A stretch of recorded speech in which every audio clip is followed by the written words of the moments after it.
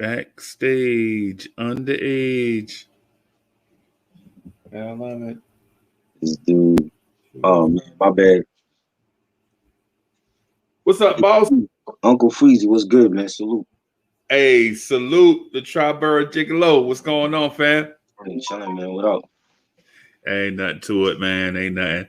Boss man trying to work the dog at me, but you know how it go. They got to get their money worth. Yeah, man. Yeah, man. Yes, definitely.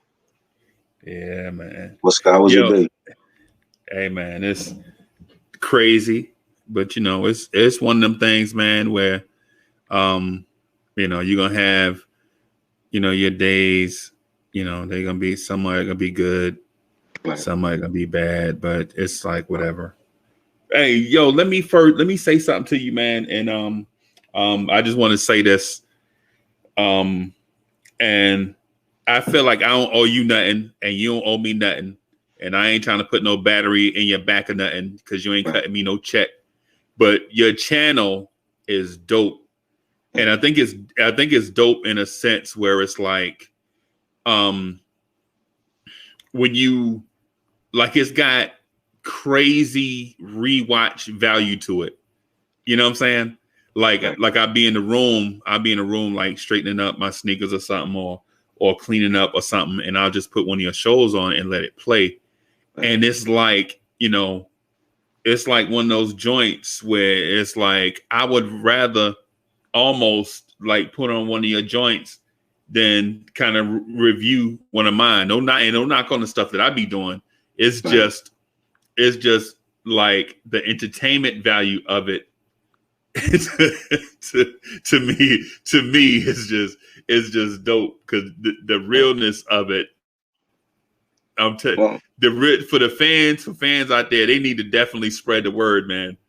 They definitely need to spread the word. So coming from you, that means a lot because, you know, when I started the channel, I just wanted to talk about things that I like, you know, my interests, whether it was music or movies or sports or whatever. And I'm gonna tell you something, Freezie. Like I look back at the episodes a lot because I'm not to sound like a narcissist, but I like to actually look back at myself on screen and be like, yo, I made a mistake on this and I should have corrected myself and not realize it. You know what I'm saying? But you know, it means a lot. So I appreciate everything that you say and do. So what up, Marquis? Yeah, man. Hey, what's good?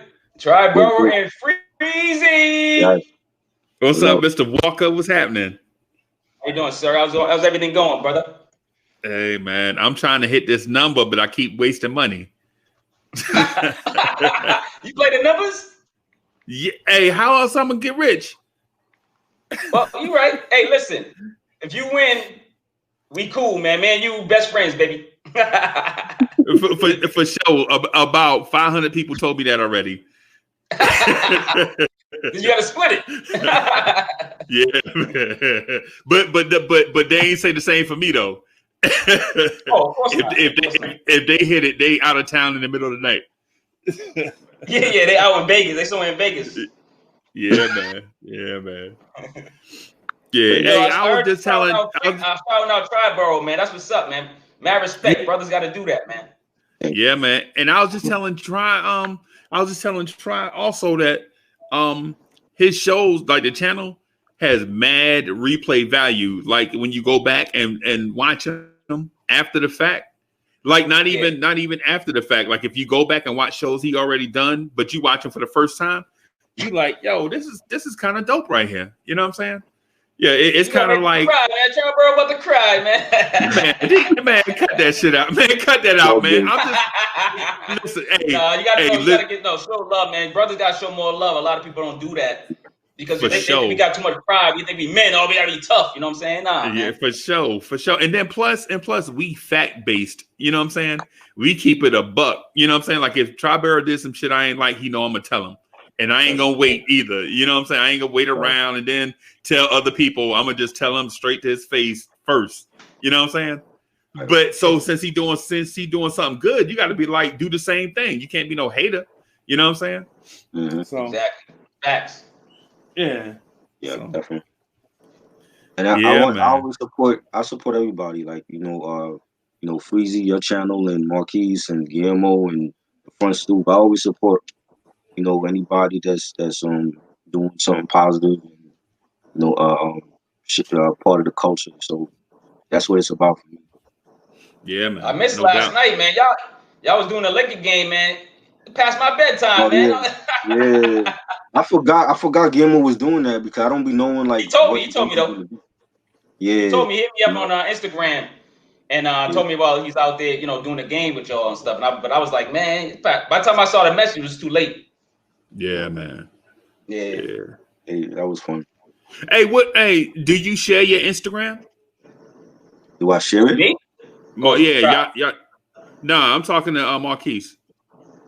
What do you mean share it? Like, what do you mean like share it? Like you know what I'm saying, people come in and following you on Instagram, like, you know what I'm saying, that you keep yours private or you out there public. Okay. Hey, I don't know if public. Mine used to be public, and then I made it private. I had too many like trolls and shit on my page. Yeah. Oh, get out of here. Even now, like it's private now, and niggas still be hitting me up. I'm like, yo, y'all were just browsing just to look me up and hit me up like 4 a.m. Yo, that's crazy. Yeah. That's crazy right there, man. So what's your Instagram? Mine's is oh Lord, I gotta look it on my phone. What is my Instagram? I'm about to go crazy. I got so many names and stuff. I think is it just my name? Am I going crazy? Hold on, let me say it real quick. I got it on my phone. It's gotta be. Why am I drawing a blank? Just coming from work too, man. Work, you know, you come from work, I'm blanked out, man. I'm all. Oh, it's like it's my daughter's and my clothing line. We got a clothing line called Cincerely Yours Severe Gear. So it's all together. It's all together. Cincerely Yours Severe Gear, and it's CINCEREWEAR,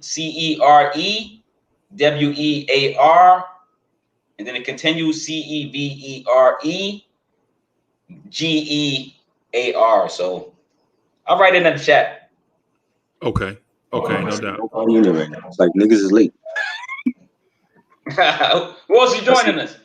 People, Guillermo, I sent him the link because he said he wanted to be a part of it too. But I know he's doing, he's covering the game tonight too. Okay. So I don't know how long he's gonna be able to stay. Okay. All right. I sent him. So excited, man. I just followed you on Instagram. So. Thanks, man. I appreciate it. Yeah, man. Nah. I'm saying, you know, hey, in real life, man. I be trying to be, I be trying to be supportive and all that stuff. But like I go to people Instagram and they say follow me on Instagram and they don't do nothing on the gram. You know what I'm saying? They just want all the follows. You know what I'm saying? But they don't post nothing. You know what I'm saying? So but and I'm one of them basically. I'm gonna tighten that up. But the reason why I say that, man, is because I need to make sure that I follow our YouTube network kind of closer, you know what I'm saying? So that when y'all, do these new things, I'll be able to promote y'all stuff on my stuff. And then that way, my little handful of followers can go and support y'all too. So, spread love. What you got? One post? You got one post, Freezie? I think I might have one post. Hey, 10 on 5. 10:05, that's me. Okay, yo, 10:05, I got you. Yeah, people was like, yo, where you get 10:05 from? A name like that. I was like, yo, I was at the store getting gas, and I'm like, that's it right there. I'm gonna use 10:05 for everything. You know what I'm saying? Yeah. What's wrong with this dude, man? Yeah, man. Yeah, man. I like that though. Yeah, man.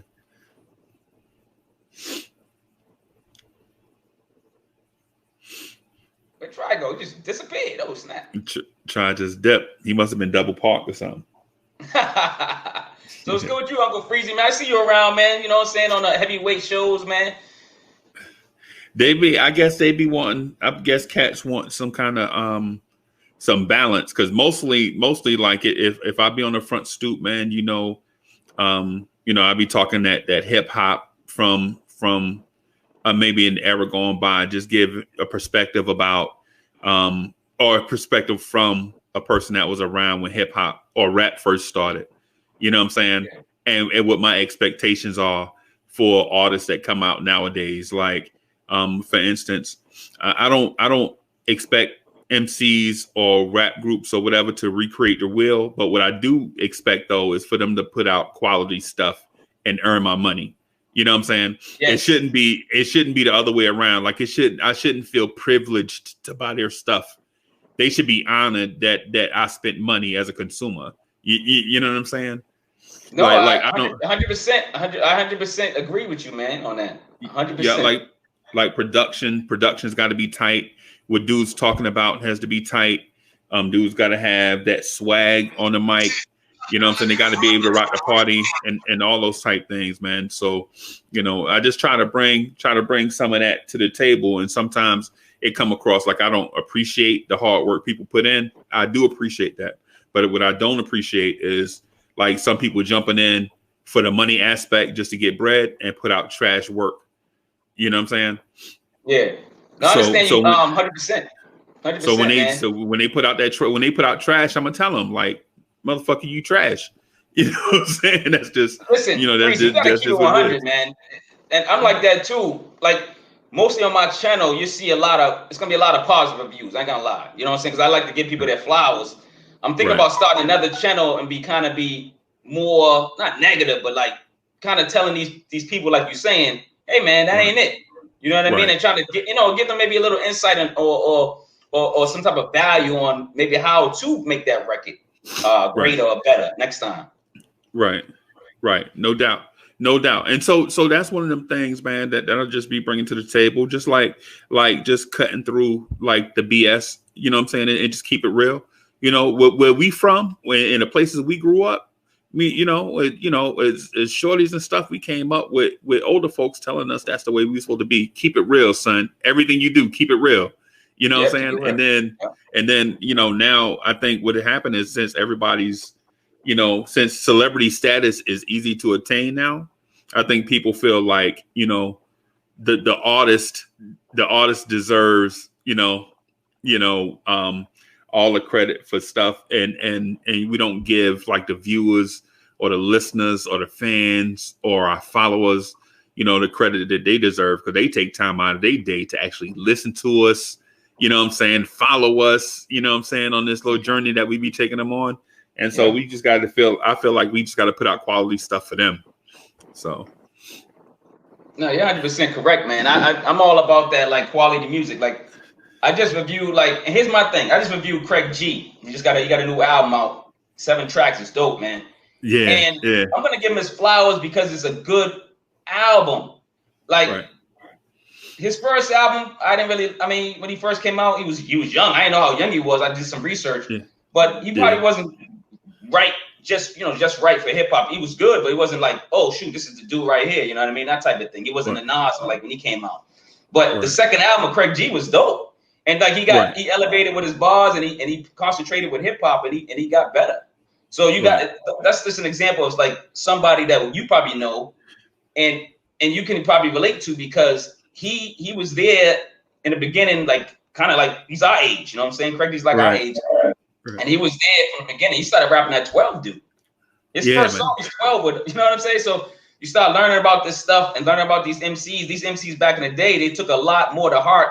And like you said, they gravitated towards the elders and said, okay, you teach me this. Okay, I'm learning from this. I respect this. And then I'm going to carry it on. A lot of these MCs have one-hit wonders and they millionaires overnight. You know? Right. And they don't respect hip-hop. No, they don't respect hip-hop. Yeah. That's the thing I was getting at. Like you know, what I stress to heads of this music, man, is so hip hop, and I know y'all know this story, man. I probably heard it 1,000 times, but maybe it's somebody out there that ain't never heard it. That hip hop is not, you know, rap music didn't create the hip hop culture.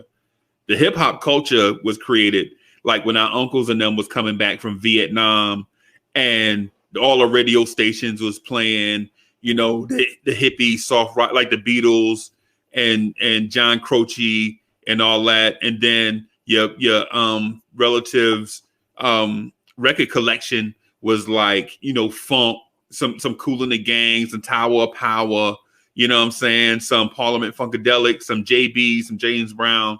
They used to play that in the house, but young cats, like the kids didn't have music for them. You know what I'm saying? Like we'd be at the party and they would play like an hour straight of funk. And we'd be in there like, yo, I dig it and can respect it, but this ain't necessarily for me. You know what I'm saying? But then in them funk records, it'd be like a 30-second break with a drummer or just go do his solo. You know what I'm saying? And we just get on the dance floor and just, you know what I'm saying, do our thing. You know, and eventually, you know, we started rapping on them little 30-second breaks, looping them, throwing in some Lynn Collins, you know what I'm saying? You know, throwing it, you know, so we turned, you know, all the resources that we had could put our hands on, we turned it into our own form of music. But that's just the music part. Hip hop is graffiti, the way we dress, the way we talk to each other, that slang we be using. Like hip hop is our culture. You know, this is the way we live. Like somebody like, people be like, you know, there's culture vultures out there and all that. We be like, well, this culture is something we developed on our own because there was a jazz culture, there was a hippie culture, there was all that stuff, but that stuff wasn't for dudes 9 years old, you know what I'm saying, 10 years old. You know, we developed our own joint, you know what I'm saying? And it evolved into what it is now. And then dudes come out nowadays with the trashiest shit you ever heard in your life, and they want you to help them go, double platinum. No, sir, that's not how this works. You got to earn that. You got to earn that. You got to earn these listeners, dog. Yeah, you got to earn the respect. Yeah, you got to earn everything. You got to earn the gratitude, everything. You got to earn everything from the old school to the new school rappers. You got to, you know what I'm saying? You got to earn your keep. I bet you a lot of these new school rappers can't even name the 5 elements of hip hop. No, nah, dog. Not without help. Not without help. Yeah, exactly. I bet you. But you know. I feel like a lot of those elements are, especially when it comes to graffiti, that part of hip hop is missing. That we need to bring that back into the culture, especially for today's generation. That part is that part should never be missed. Like, you know, MCing is always gonna be a part, and DJing, but graffiti needs to be brought back and made more aware of in this country, in this culture. I agree. 100%. I agree too. And the scratching element of DJing. Like nowadays, dudes that DJ are just selectors. They just take one record and put on another one, and they don't even blend the records. They play like like they'll do the horn. They're like, burr, burr, burr, just to go to another song. They don't even blend they don't even beat match. Yeah, they don't even beat match or nothing. You know what I'm saying? They just you don't have to beat match now that you got all these. You can do sound drops, you know what I'm saying, and all these things in between records and stuff. So, yeah, man.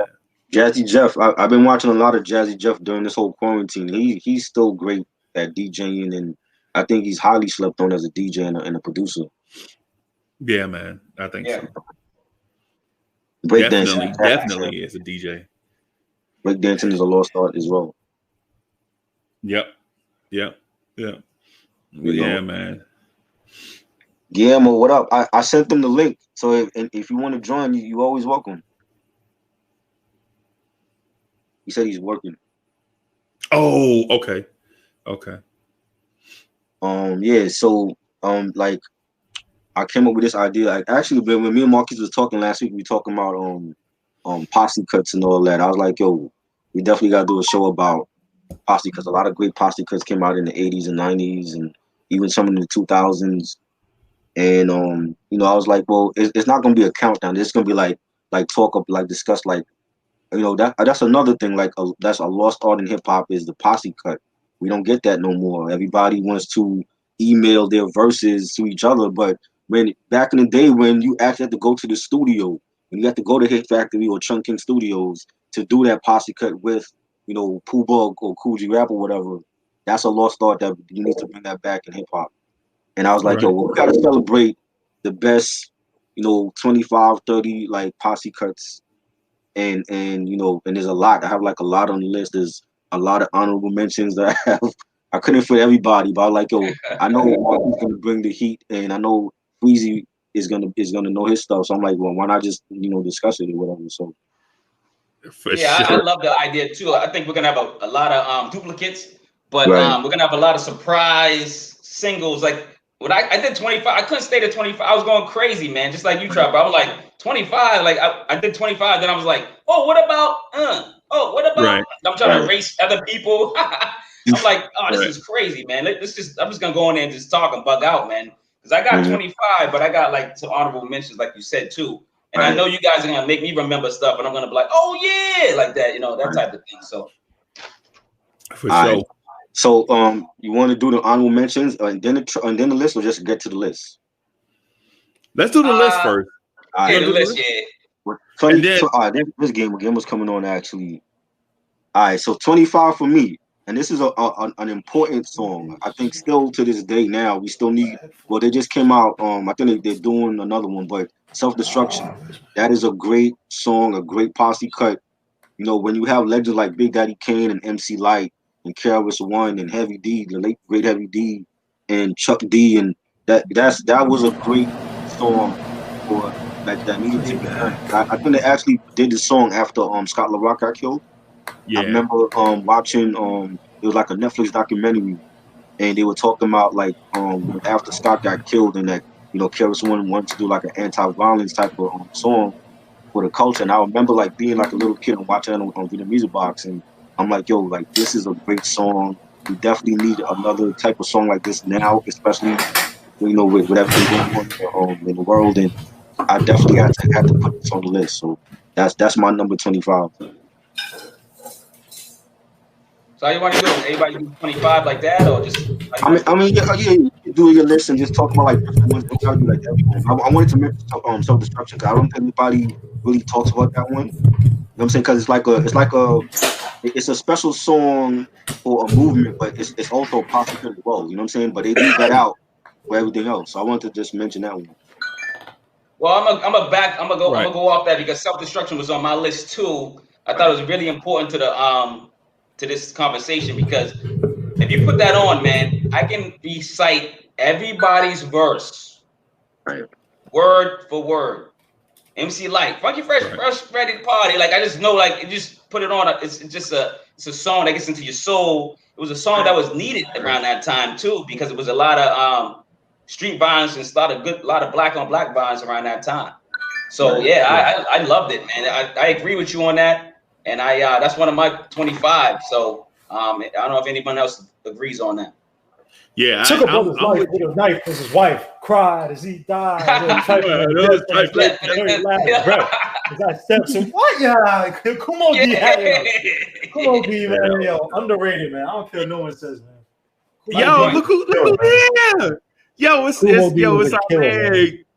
Hey, Guillermo in the house. What's up, bro? Salute to everybody, man. Chilling. I'm trying to work as much as possible so I can freaking come on. So. Well, I could have missed this one, man. But now, when you mentioned Self-Destruction, man, that was definitely it. And then I know you guys have to have why am I drawing a blank now? The one with Cameron, the locks, Noriega. TV, yes, that's on my list. Yeah. Bam from MTV. An underrated one I know you guys might not have. Underrated one was DMX and Cameron Pull It. Oh, but yeah, but that's not like a Posse. Okay, you talking about more? You talking about like okay? My bad. All right, that's only two people. You're right. You're talking about like with multiple artists. You're right. My bad. It gotta be like four. It gotta be about 4 people or more. Right. That is a slept on song. I heard that song the first time on a Cannabis bootleg mixtape when he came out with the first album, and they had like Cannabis freestyles and like unreleased joints, and they had that song. I don't know why they had the Cameron and DMX song on there, but I heard that on a bootleg Cannabis mixtape. I heard it on Hot 97 when Hot 97 actually used to play songs because sometimes in the afternoon they had like a weird slot. Right. I can't remember who it was. I can't remember the DJs, but they would play like interesting new cuts time to time. Like for the people that don't know, man, High 97. If the way I'm talking about High 97, you think it was like a myth. Like because High 97 used to break in. Like I heard about Big Pun through High 97 because I remember it was like Big Pun, all the terror squad, they came in like in the morning. They used to sometimes have people in the morning come in and they just freestyle like or whatever. And this is like right before I'm going to school, so it's like, yo, what the hell is this is live right here. You know what I mean? Right. So, you know, but yeah, let's see. We get to the posse because man, I want to hear some selections, man. This should be Freezie, what's one of your like favorites? So for the record, Self-Destruction was on my list also, but my experience was a little bit different. Yo, I was living in North Carolina. I was a little shorty getting up, you know what I'm saying, coming home from school. So I come in the living room and I see the beginning of the video and I'm like, what the hell is this? Mind you, I never heard the song before. Now I'm just watching the video for the first time. And I see all the rappers lining up and I hear the beat come on. And I'm like, yo, this is going to be crazy. Right. And so I listen to the song. And to me, in my mind, rap was never the same again after that. You know what I'm saying? Because it's like, I didn't know that rappers actually knew each other like that and all wanted to work with each other like that. You're talking about like somewhere over 10 artists and groups if you count, you know, just counting people and all that stuff.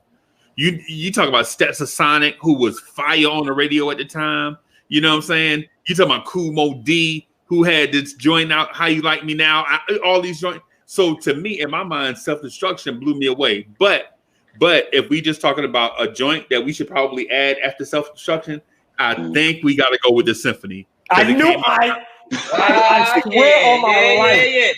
God, I was just about to ask if he would take the Symphony over Self-Destruction. I swear on my life. That is such a big Freezie, like big Freezie in his heyday when he thought he was cool, like he thought he was a hot shit in the block.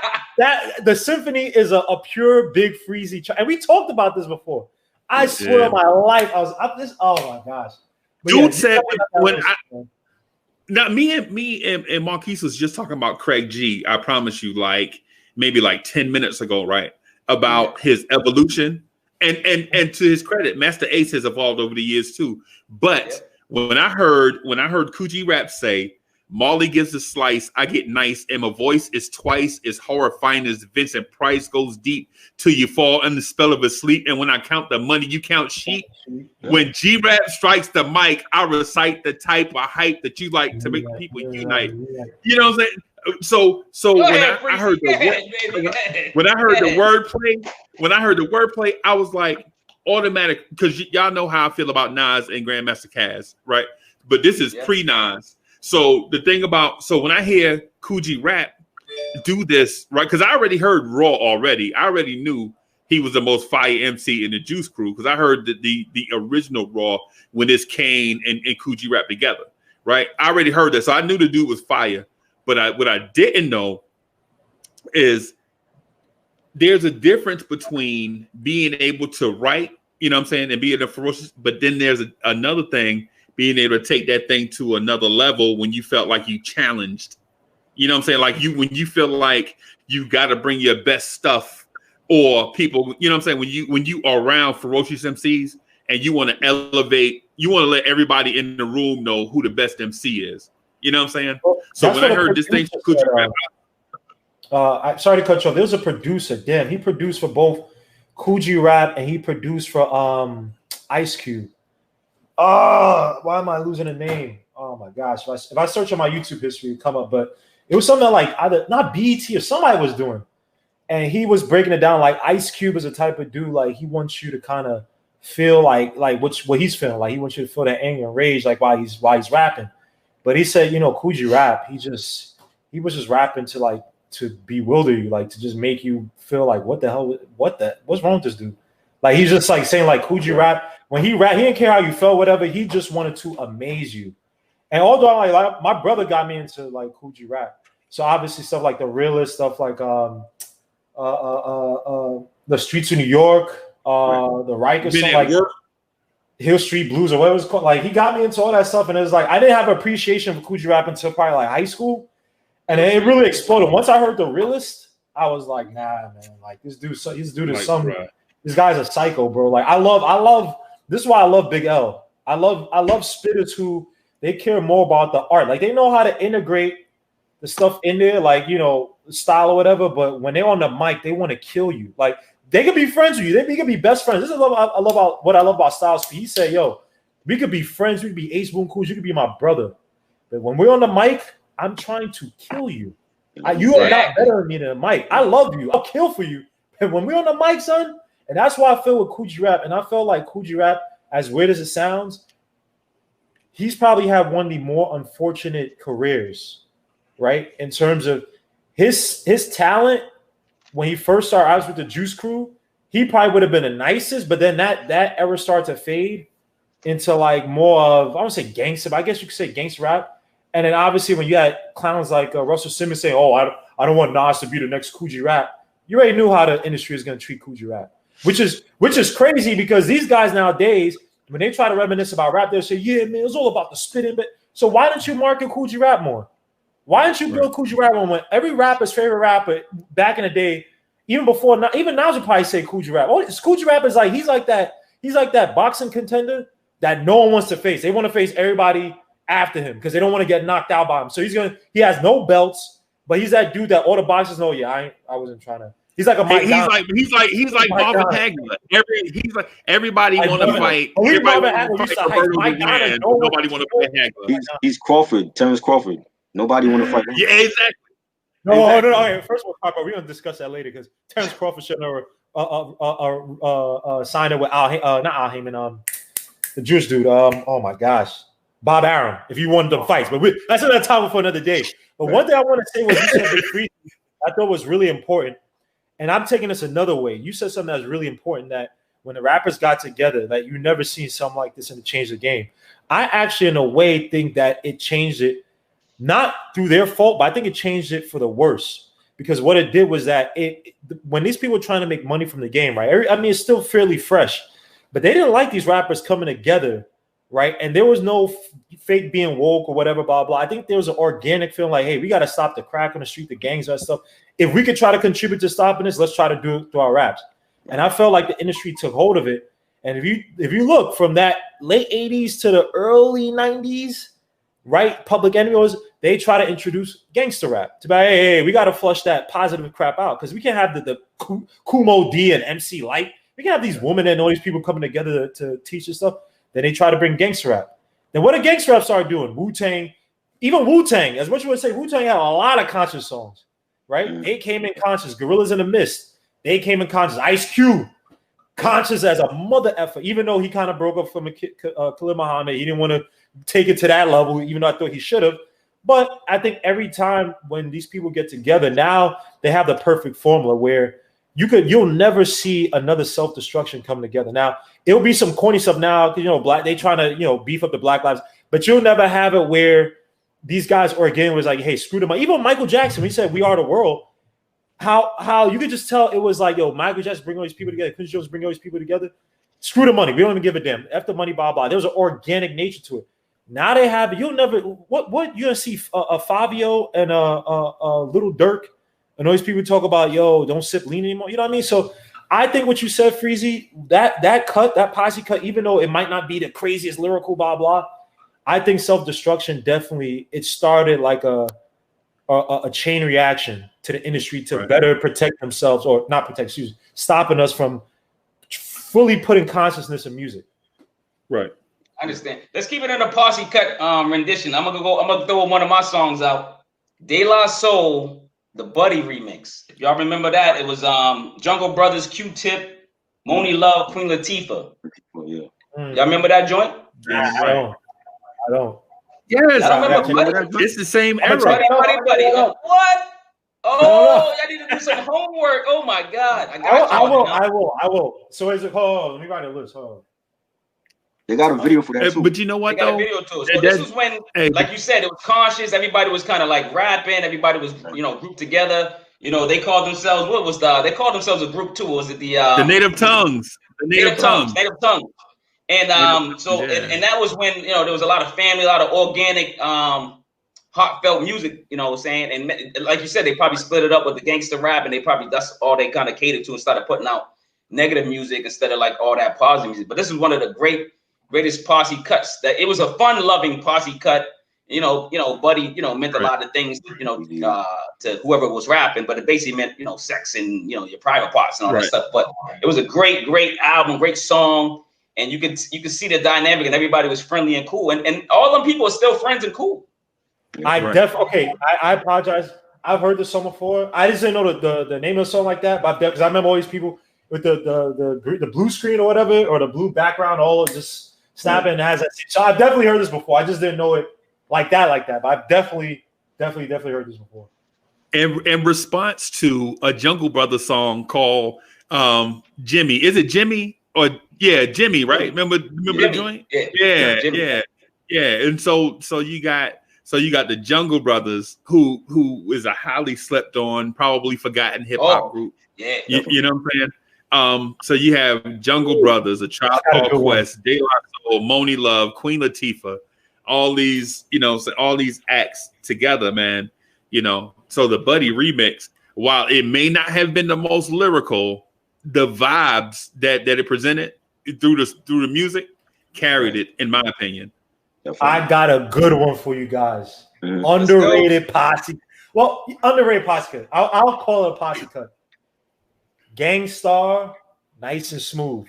I just had that. That was number 24 for me. Wait, yo, that beat on it? Okay. Yeah. Ooh, Greg Nice. I gotta get in terms of had that shit. I had to. I think we talked about this in another. I was like, nah, this beat everything. Perfect Posse cut, man. Yes. Perfect Posse cut. Yeah, and when you see like the lines that Guru have, like lemonade was a popular drink and it still is. I get most props and stunts than Bruce Willis. They have that shit on a t-shirt now. Yeah. They didn't have that back in 92.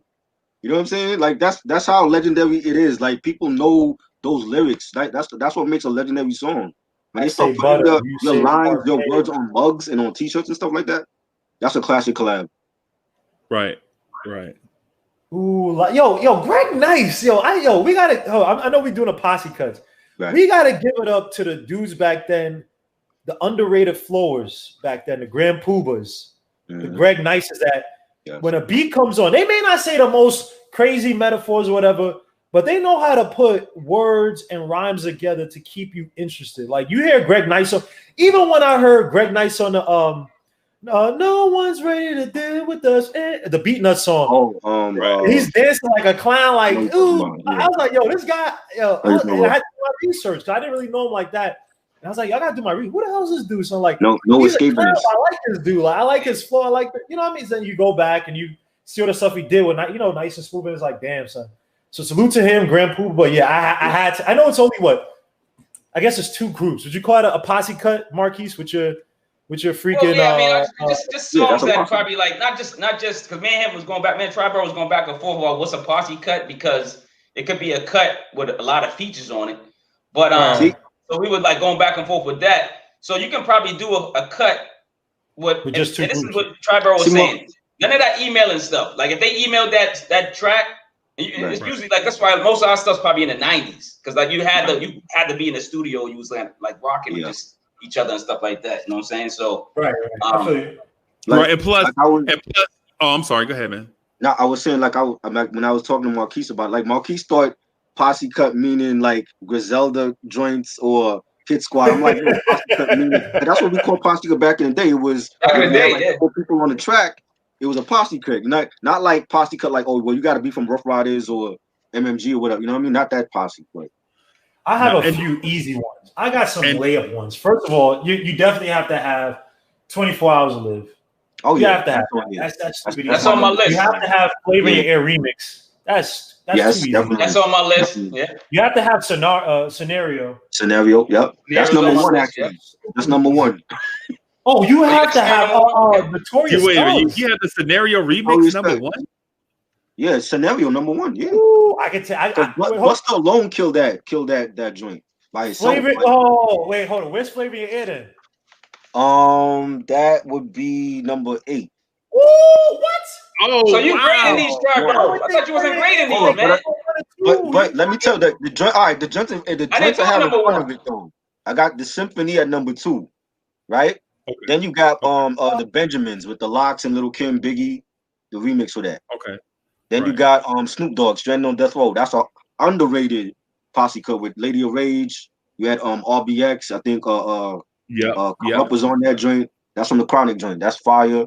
Every the Boys, Don't Curse. I can't pronounce it, but the boot camp clip. You better have. Yeah. That's on my list too. That's on my list. Yeah, LaFleur, the Fab Five. You got Wu-Tang Triumphant.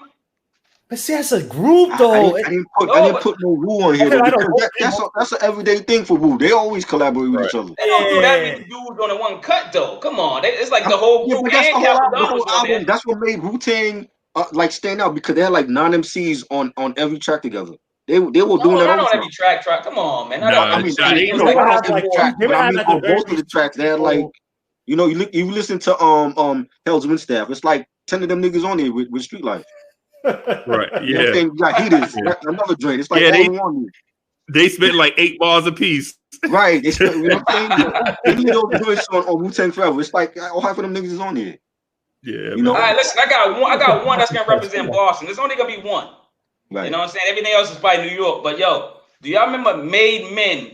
It was Benzino, Antonio Twice-Though, Mr. Jesus, and then they had the Locks on there. I remember that joint. They had all 3 Locks members on Made Men had a tough beat. It was called Tommy's Theme. The Tommy's, that's on Belly. That's on the Belly movie. On the Belly soundtrack, man. Yeah, I remember that. That shit was fire. That was a dope track. Yeah. Outside of New York. Another one, just a Bill Marquise's. Y'all have to have this. Watch for the Hook. Yes. That's actually that's the only song I know. That's my honorable mention. Hold on, which one? Say it again. Watch for the Hook. Yeah. Ben, look up for your corner. Watch for the Hook. Yeah. What? Okay. I'm like, who? Like you just said the song. Like, who was the group? Yeah, because Cool Breeze was that dude, man. He actually gave a song to Outkast. And it wound up selling like 3 million copies. Outkast, I think it's like Outkast's 4th album. They didn't have a hit on it, and he was like, "Yo, we can't let y'all go out like that. Yo, just take this drink right here." What was it? I can't remember the name, but it's the joint off they fought before they stopped making music together. When the video was like they outside in a car, like at a club or something. But that was a Cool Breeze joint. That was supposed to be his joint, and he gave that to Outkast. Benzobima, that joint? No. It's outside the club. It's a Johnny. Huh? Bombs Over Baghdad? No. Let me. Fresh and So Clean? No. It's after that. It's not I Like the Way. No, it's not I Like the Way. Caroline. No, it's not that song. I'm gonna find it, man. Because let's give Keith Jones is talking about West Coast. I got a West Coast collab for Keith Jones. Which one? Tupac, Got My Mind Made Up, featuring Daz Corrupt, Method Man, Redman, and guess who used to be and Inspector Deck? They took Inspector Deck's verse off. Yeah, and Lady of Rage. They took her verse off too. And Lady of Rage's verse off. Yeah, wow. She wasn't getting along with Lady of Rage. Yeah. And I heard Inspector Deck's verse recently on something on like YouTube or something. It's dope. Yeah. Yep. Why they take it off? Because East Coast. I don't know. I know that the Lady of Rage, he wasn't getting along with Lady of Rage. They had like different philosophies on stuff. Like she always thought that he shouldn't have been beefing with the East Coast, and he felt like she was like siding with the East when they were going through that East Coast West Coast thing. So that's why he took her verse off. And the Inspector Deck thing, I forgot what happened with that. But there's a reason behind why Deck is not on the track. Well, here's I'm just about to say it. 4, 3, 2, 1. I got that. I got that. I love that still. I love that song. Play my position. What? Who had the best verse on that? Into a certified. What? Yo, speaking of the West Coast though, what about the DOC when he had his voice? The grand finale. Ice Cube and MC Ran's on there. Yeah, that was fine. That was a dope West Coast joint. Classic. That was dope. Classic. So since we talking about LL, can we talk about the I Shot the remix? Of course, yeah. Who had the best verse though on our shot? All I'm gonna say is Prodigy said Prodigy will forever SHINE the Rama track me like the Muda track the C. Once I heard that, I was like, yo, I don't even want to hear nobody else. Y'all can just cut the music right there. Yeah, cut the music. Cut the music. I can't lie. LL Cool J had two ridiculous hip hop hits with those two, man. I Shot You 4 3 2 1, man. I still remember the video. It's like the film kind of like flickers or whatever. Yeah. Another one. I got another one for you guys. Wait. Wait. I'm sorry, Legion. Yo, one second. Go ahead. On that 4 3 2 1, there was controversy. Remember? Because when Cannabis had like one of the dopest verses. Yep. He's on the football field. Yep. Thought he was dissing him. Right. He went back and rewrote his verse and dissed Cannabis on his own, and kept Cannabis' verse on there. And who did they take off, Marquis? They didn't take nobody off. He just rewrote his verse. They did. In the video, who they take? They took off Master P. I don't know why. Oh, Master P, yeah. He was the one in the store, like. No, I like the whole thing. The long version. He's in the video. That's the longer version. In the video. Like a Denver Broncos football jersey. Yeah. It's not the original. I was like, yo, come on. I got another one for you. Oh, yeah. Another underrated one. Ride or Die. Ride or Die. What, yo? That beat was so tough back in the day. Swiss, man. I think Swiss made that beat, right? Yeah. Did y'all say Mace already? 24 hours to live? Yeah, we said that. That's my shit. Check it off. I won't say it again. I wanted to throw. Let me throw my honorable. Is Money, Power, Respect on there? Yes. I saw my list. Yeah. That's on there. Yes. All right, my list. Let's be respectful now. I'm just, yo, come on, man. Money, Power, Respect. I wanted to throw one out there and then take my honorable mention. So the one I want, my honorable mention, and the reason why I didn't put it on the list is because it's real R&B, but rap chicks rapped on it. I know you said I Want to Be Down remix. I know it. I have it on the list. I knew you were gonna say that. So which one? What did he say? I'm sorry. Brandy. I Want to Be Down remix. Oh, Brandy. With MC Light, Queen Latifah, and Yo-Yo. Yeah. So I had them, and I didn't want to put them in front of Live at the Barbecue. I just couldn't see having that on and not having Live at the Barbecue on. I put that ahead of a lot of other ones. I feel Live at the Barbecue is more monumental just because of Nas, but the Wanna Be Down remix, I think that's a way better all around song. Let's be honest. The music is definitely. I think it was better than Little Kim's Ladies Night. Yeah, come on. Yes, definitely. Definitely. I'm just talking about the ladies. I think I bring that up. Does this count? Quiet Storm remix? Does that count as a posse cut? Or was that a collaborate? That's a collab. It's a collab. I almost had it, but I had to cut it off. Cut it off. All right, that's dope. One of Little Kim's best verses. Yeah, easily. What? Hot damn whole head go again. Nah, Little Kim used to have it, man. Another good posse cut. Why am I? So, you said Notorious Thugs, right? About Headbanger. Y'all remember Headbanger from EPMD? Yes, that's on my list. Yeah, I got two EPMD. Notorious Thugs. Headbanger. And I got Headbanger with K-Solo. Yeah, Headbanger by EPMD. Headbanger was like number 12. Headbanger. What the Headbanger? What? Headbanger. What? Yeah, that joint was fire. Yo, what about everybody, the dude you love to hate, 50 Cent, the Pimp PIMP remix. Yeah. You don't like that? With Snoop, Lloyd Banks, and Tony Ayo? That was dope, man. Snoop took up another notch with that remix. I always loved that remix. That was dope. Oh, hold up. What? Hold up. Okay, if you want to count that, I wouldn't count that. But let me give you an underrated 50 Cent a posse cut. Okay. Y'all niggas don't want beef before, you don't want beef no more. Where I'm at, QB, nigga. Y'all remember that song, Where I'm At? With 50 Cent, Nas, and the Bravehearts. I remember that. Yeah. I remember that joint. That's early 50. Yeah, when 50, that was when 50 was like, you serious about rhyming? Nah. You said tell me that you can't put that on your honorable list. All right, that may not be on your top 25, but come on, that came on your honorable list. I forgot what it was called. Where I'm from, where I'm at, or something like that. Yeah. I think to where I'm at or something like that. Yeah. That was fire. I got an underrated one. Y'all probably forgot about this. Remember the Lost Boys Beats from the East with Redman, A Plus, Cannabis. Wow. Check it out. Okay. Fire. That's Cannabis a good killed one. that drink. Oh, okay. Well, hold up. You're gonna go dirty and pick Lost Boys. All right, F you, Triboro. A party ain't a party, and there ain't no crew. And That ain't no posse. Yeah, that was good. Get out of here, man. That's a collab. That's not a posse cut. It's Queen Pen and Mr. Cheeks on that. All right, fine. That's a collab. That's a collab. All right. Posse cut meaning like more than like at least 3 or 4. I know. I thought they had one more person after Queen Pen. All right, my bad.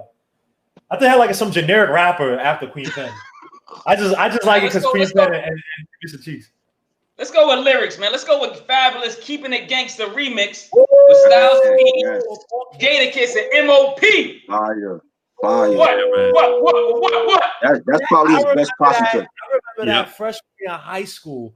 That when that beat came on, and High 97 used to let that thing play it when H Lady be on with the like the little, what do you call it? Like not drums or what the that little whatever. Y'all know who. Woo, that's a tough one right there, man. You guys playing dirty, man. I gotta take these down, man. Dirty. Hold up, man. It's not fair. I got some more, man.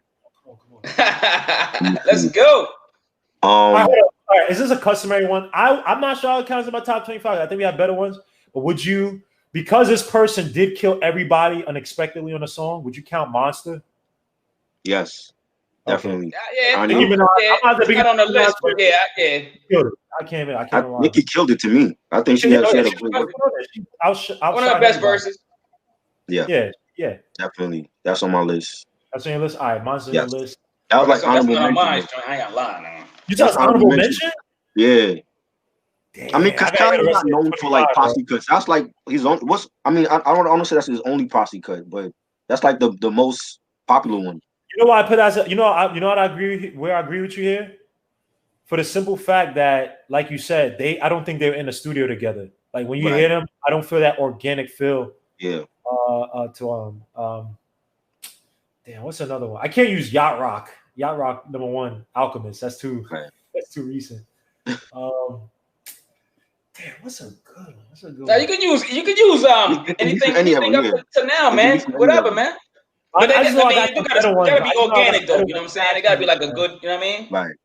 Got you. I just know I got some better ones. I got some better ones than that. I'm gonna go way back real quick again. Raw Digger.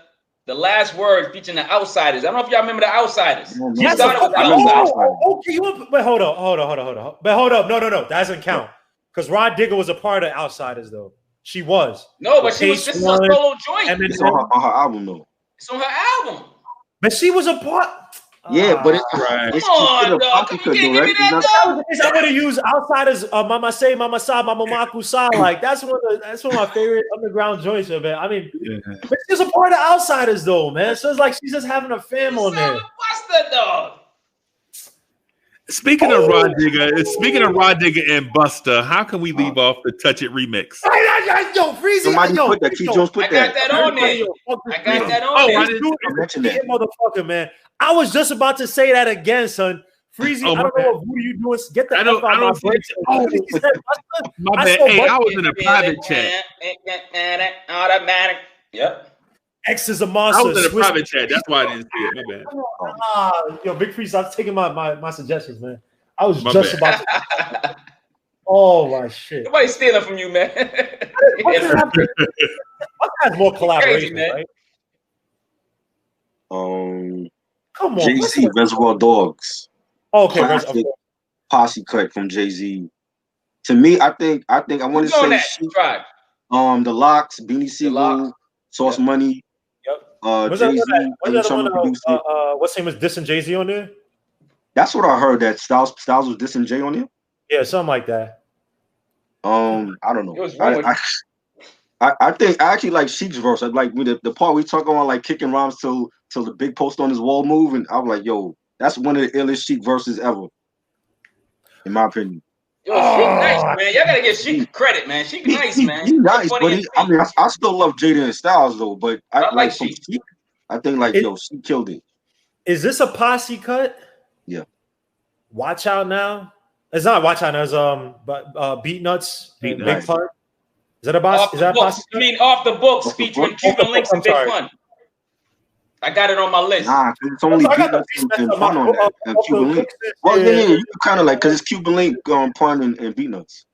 My bad. I mixed up the two songs. It's like 4 MCs, 5 MCs on. Yeah. They're not the same group. So yeah. Off the Books. Thank you. My bad. Yes, Off the Books. That's a classic drink. What about DJ Primo? I don't know if this is on my list, but y'all might cut it off.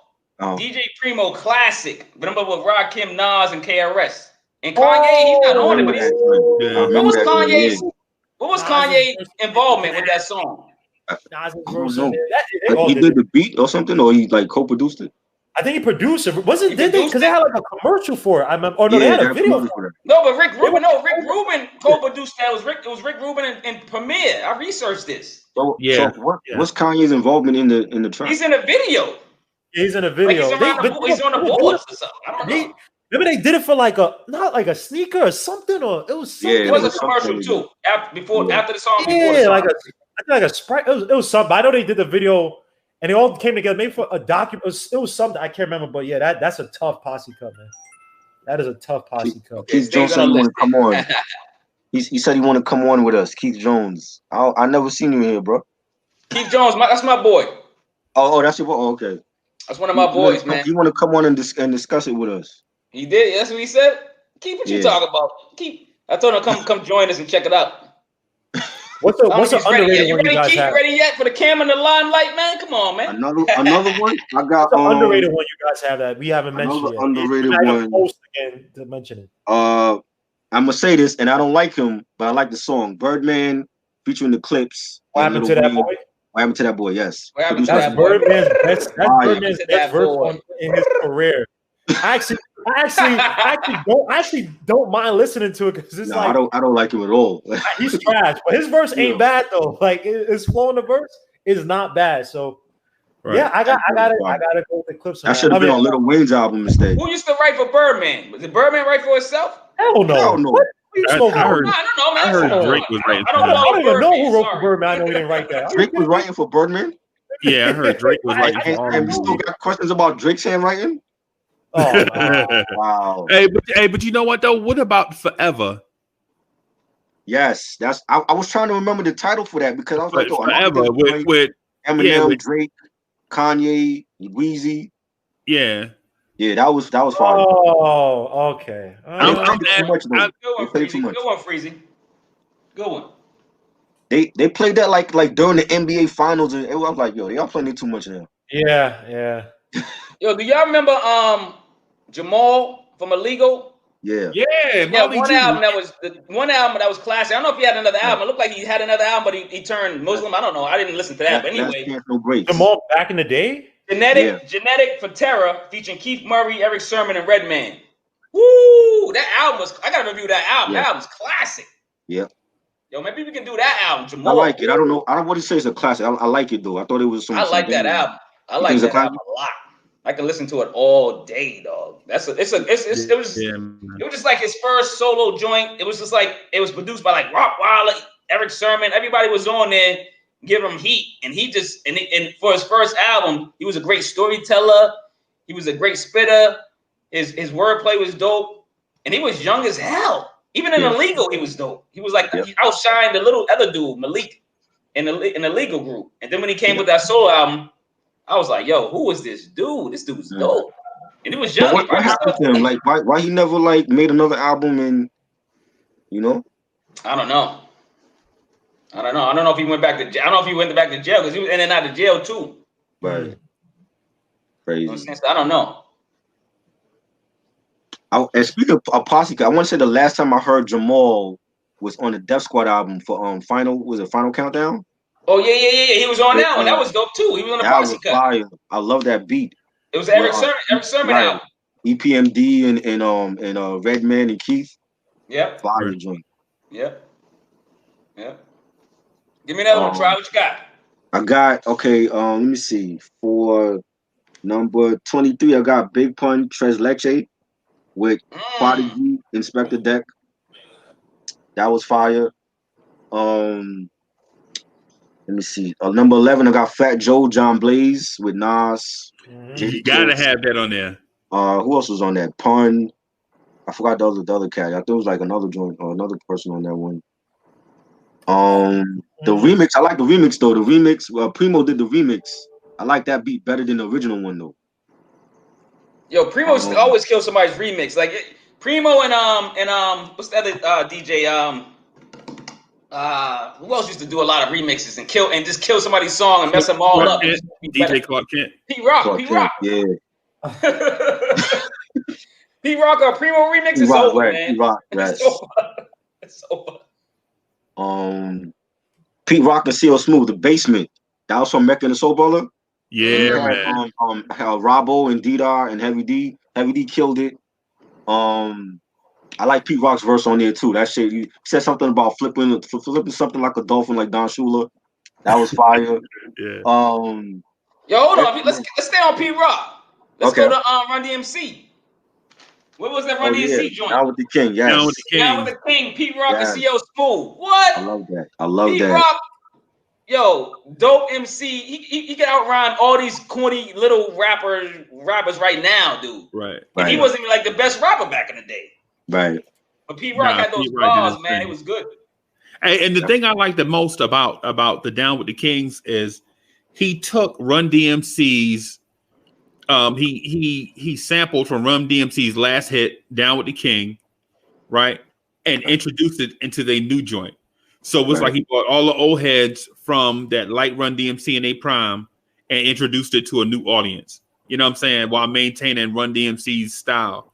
I mean, at the time, we didn't know Fredro Starr was writing Run DMC lyrics. We just knew that they was back. You know what I'm saying?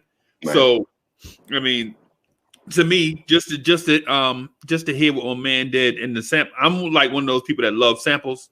You know what I'm saying? Like love hunting for them and stuff. And you know, just the fact that my man introduced it, I think that was kind of dope. But what about this? Yeah, I remember that song by Gangstar called "I'm the Man." Yes. Yeah. Yeah.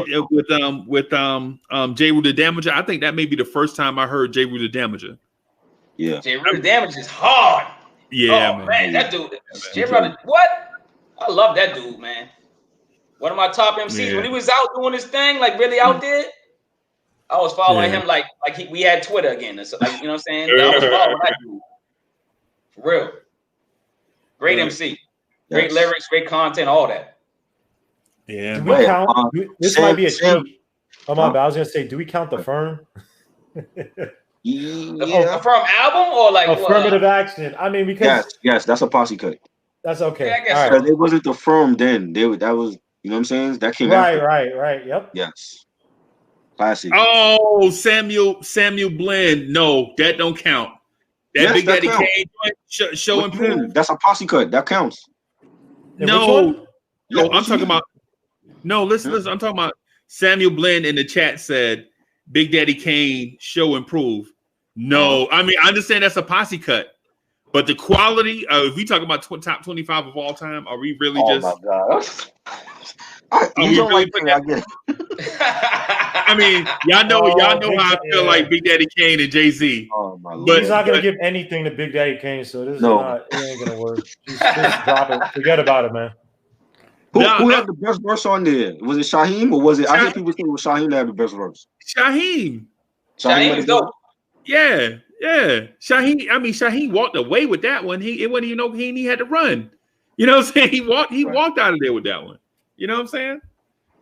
You know what? A lot of good posse cuts. Freeze, I'm sorry to cut you out. Were you still going? I'm sorry. No, go ahead, man. Oh, I'm sorry. I thought you was done. A$AP Rocky had a lot of good posse cuts. And I got like on 18 because I'm skipping around because y'all naming some of my tracks. Right. But Effing Problem featuring Drake, 2 Chainz, and Kendrick Lamar. I remember that. Do you feel that was organic though, Marquis? You feel like they all got it was a video together. I would think they was together in the studio. Okay, fair enough. I'm just great. Yeah. Sonically and everything, yeah. Yeah. I thought it was real. That was dope. They did a video. They had to talk to each other. I don't know. Hey, in this day and age, bro, you know how these guys are divas now, so they could have done a video all done. They could have superimposed images in the video, man. We don't know, man. I would hope not. Look like they was touching each other, so that's crazy. Look like they was hugging and hanging out, so I don't know. I get what you're saying, though. Why am I drawing up? I really hate myself right now. Another underrated Kane Posse cut. That was from Come On Down with Busta Rhymes and Q-Tip. On the Winter Darkness album. That shit was fire. And that beat, the beat that they had, Fat Joe took it for Yeah with Remy Martin from the second Terror Squad album. Oh, he did? That's a good gem to know. Yeah, that same beat from Come On Down. Right. I didn't know that. Yeah. Yeah, man. Freezie, do you remember the producer who made the Coogee Rap Big Daddy Kane song that used a Crazy in Love beat? No, that don't sound familiar. Talking about that collab they did, it's about like racism. I just remember the beat. It goes dun, dun, dun, dun, dun, dun, dun, dun, dun, dun, and it goes this quick beat. Yeah, but that was my bad. I didn't mean to digress. I apologize. I was just trying to remember the. Yo, hey, listen. Try. We gotta get this dude some memory pills because this dude forgetting everything on his goddamn. This got me so frustrated. I remember so many damn Posse. I swear my life, I remember all the Posse cuts. Come on, man! You got a phone, man. I don't want to cheat. Only thing I did cheat, I did see everybody's list in terms of Posse could have had Symphony #1. So you guys have it right with Symphony. Yeah. They also had Digging the Crates as one of them complexes. Complexes. Yeah. Oh, you mean like Diamond D? Yes. I'm trying to find a song. Sam said 5 Fingers of Death from Diamond D. Oh, tough. Diamond D was tough. Yeah. You can't have two back-to-back good albums, man. I remember those. For sure. Woo! Yeah, they sampled Diamond D sampled. Crazy. Hell yeah. Oh. I gotta get those vinyls. Woo. Definitely. I got at number 7 DMX Blackout from Flesh of My Flesh, Blood of My Blood. The Locks, Jay-Z. Yep. Yo, that J line, he said what he said he said something about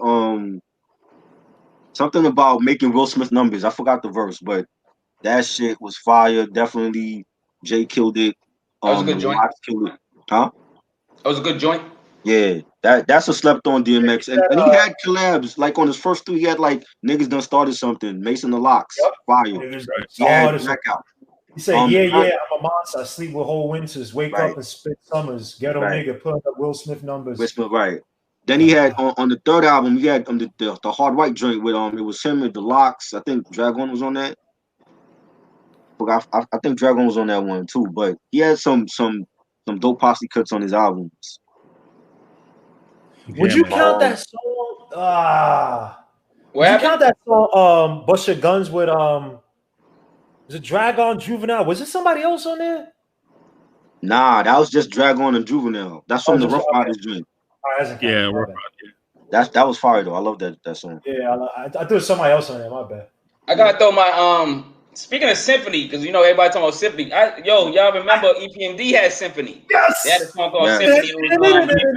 Symphony 2000. Right about that. Redman, Method Man, and Lady Luck. Yes, Lady Luck might have had the best verse.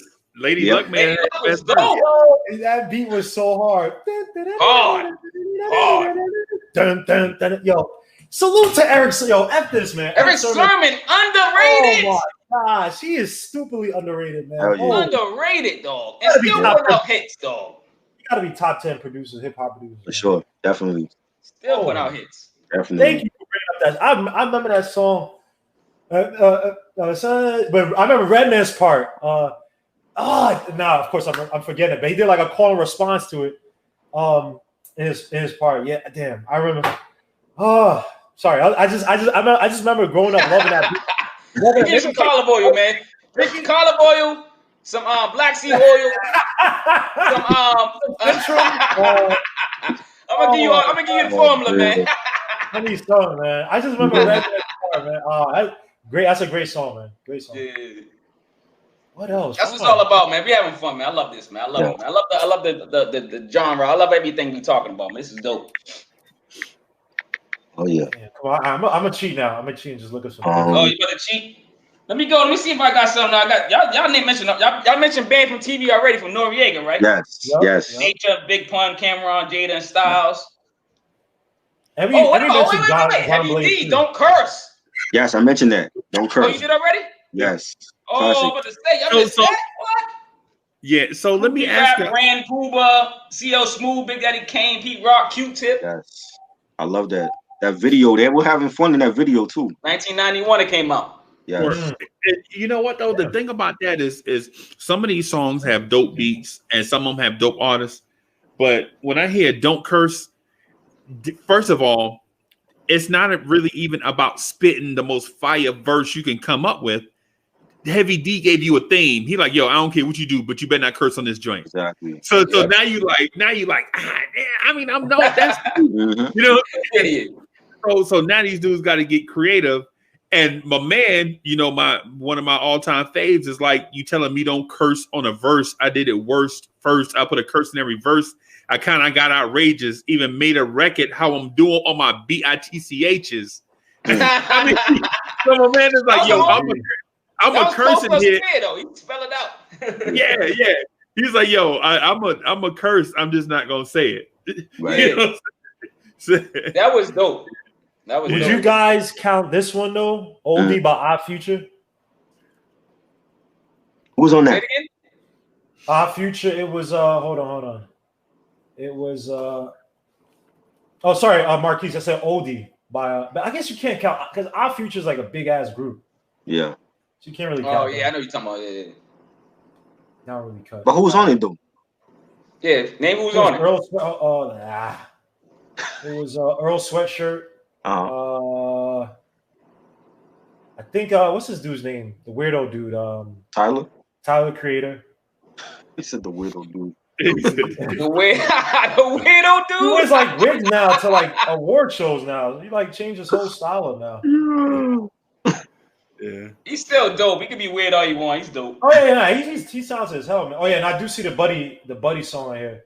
Right. Definitely one. Wait a minute, did we mention Craig Mack, Flavor in Your Ear remix? Come on, yes. Of course we did. Come on. And Biggie had the best verse in my opinion. Rampage, Busta Rhymes. Biggie made that remix what it is today. If it wasn't for Biggie, even if we had Busta and LL, Biggie made that remix. Just him starting it off like, yo. Don't get mad. UPS is hiring. Yep. Right. Fire. Yeah, fire. Man, hip hop. Yo, my man was like, so Diddy deserved all the credit in the world because LL was like the hottest dude in the universe, and Busta was doing features for everybody in '94. You couldn't even have a dope remix if you didn't have Busta on it. But then to get but to get Biggie to come on, because I'm like, yo, I don't know how I feel about Biggie. You know what I'm saying, on other joints, but he was like, niggas is bad. I get more busted ashtrays. Fuck the fair when I get mine the fast way. Ski mask way. The ransom notes. Far from handsome. But more guns than roses. It's crazy. He like Biggie, R.I.P. to Biggest Smalls. Yeah, man. I mean, damn. And we should have had. I should have had a clue because he did this joint called The What with Method Man, with Method Man. Woo! And he was crazy. Like, and he was just like, yo, what did he say? He was like, my man just spit like the weirdest thing you ever heard, and all of it was grammatically correct, street savvy, and sharp, and you rarely hear that at the same time. Yeah, Freezie, which song was this? I'm sorry, which song you mentioned, Big Freezie? I missed what you said. The what? Which song you said with Method Man? The what? Oh, you still talking about favorite? No, I'm sorry, my bad. I didn't mention another song because you mentioned Method Man. I thought you switched to another song. My bad. No. The What is Biggie and Method. Oh, the What? I'm sorry. Yeah, switched. I'm sorry. Yeah. What about this one? This is an underrated one. We All Die One Day. Obi Trice, Lloyd Banks, Eminem, 50 Cent. I don't remember We that all one. die one day. That's from Obi's album? Yeah, that's from Obi Trice's album. Obi Trice's album. I remember that because I was a one. Banks fan like crazy, so I remember that. Good selection. There's some. What about the ones? Didn't Green Lantern have a bunch of collabs with like Eminem? That was like on his mixtape. See, he had one where they took like forgot. I think it was a Tupac beat or something. And yeah. The one with Eminem, Busta Rhymes, and somebody else. Yeah. Yo, Jeff, what the f you bother me for? Yo, is that the joint where they just destroy Ja Rule? Yeah. Murder Inc. Oh, those are fun, man. Those Green Lantern mixtapes. Ja Rule couldn't stand when they brought. Yeah, it was Busta Rhymes. I want to say 50 Cent too, but it's definitely Eminem too. Yeah, that was definitely underrated. But I guess that's mixtapes. They don't really count. That's another great review. Like if you just review mixtapes, the mixtape era. Yes, I want to do that. I want to do like mixtape Mondays and just talk about mixtapes. Ooh, DJ Clue, Styles P. Yes, definitely. Yo, that's how I back in the day. We gotta shout them out. Oh yeah, right. Sure. Styles P, some Ghost in the Shell. Styles P. I'm from a place where a man that hit you, bounce your land and hit with you on the roads that them cannons hit you. Boy, we also filed, but I ain't trying to blow no trial. What? Styles P top five. Give me like an idea, so we doing that. I like Styles P over Jada. People want to beat me up. Marquis, talk your talk. I like Styles P, baby. Talk, what? What's wrong with you? Yo, Styles P, yo. I remember Styles P, I-95. If you see what I see, what? Nah. Yeah. Styles P, I said, okay, him and Coogee Rap, to me, we also, here's another list for you, Tri-Boro. Yeah. The top 10 or however many rappers that was so ill, but the industry effed up marketing. Because I remember Styles P, this was Styles P, I want to say he messed up, but this when the industry got scared of him. When he made the song I'm Black, and they were trying to play on High 97, and he used to come on. Right. And people liked the song because it had Marsha Ambrosia or one of the two. And people were liking that song. Yep. And they said, because remember, Jadakiss screwed everybody over by putting out Why. Right. Remember, because the whole Bush thing, they will blur out the Bush, why Bush knocked down the towers part. And then when Styles P came with I'm Black, and that beat, dun, dun, dun, yep. dun, dun, dun, dun, dun, dun, dun, dun. Yeah, like, okay, we gotta stop because that shit was hard. That was supposed to propel him. Like, all right, Styles P is marketable, but he's woke. Like, you know what I mean? Like, not woke. I won't say woke, but you know, he's conscious. But we got that's another list for you, Tri-Boro. Top rappers at the industry mess of that. They're rappers. They know like rappers fit them. Because Styles P to me, come on, son, stop playing around, bro. Everybody out there, go listen to If You See What I See. I think the guy's named Trey Williams, the R&B dude he used to sing with, and then Street Life. What? Right. Street Life. Ghost in the Shell. Oh, a lot of Styles P albums slept on, man. Come on. Fire. Yo. It's fun. I remember when that song Street Life came out, man. It was playing on the radio. Kiss played that song to death. This is like 80, 79, 80. That's it. Yeah, I remember Kiss FM, right? When they used to ride around with the van and give out Kiss cards and all that. Yeah. About stickers and all that. Yeah. Yo, what about Mobb Deep, Eye for an Eye, featuring Nas and Raekwon? Yes. Classic. I salute to you, Marquis. I was gonna cheat, and I stayed away from wu-tang and Nas, because I was gonna say verbal intercourse. I can't use it because it's Nas, but then it's Nas and two members of Wu-Tang, so it's not really a posse joint. Yeah, but still, like, of course, it's still. Come on, man. You might have to slide that one in, dog. You gotta cheat, dog. Cheat, dog. I hate Nas, man. Nas. One day I'm gonna turn like the dude from what's that superhero movie? Where it's like I like Nas so much I hate him for like how much he doesn't come verbal intercourse. Nas, man. If I could just have one more album where I'm not talking about the content, just rapping like that. Right. That filthy Nas. I just need that one more time in my life, and I'm good. I can go to sleep. I'm fine. Verbal intercourse, Nas. What? Yeah. Deadly. Oh my gosh. He rapped the same way on where I'm from, where I'm at. The one I suggest with 50 Cent and Horse. I'll be scared to put Nas on any of my beats. If I was a rapper, no, Nas. You can't come on my song, dog. Nope. No. I wouldn't want to be there. I would not want Nas anywhere. Hell no. You're gonna kill me, Stay man. away, man. Stay away from my songs, man. So if you have the right beat, right? Go home. Just get away from me.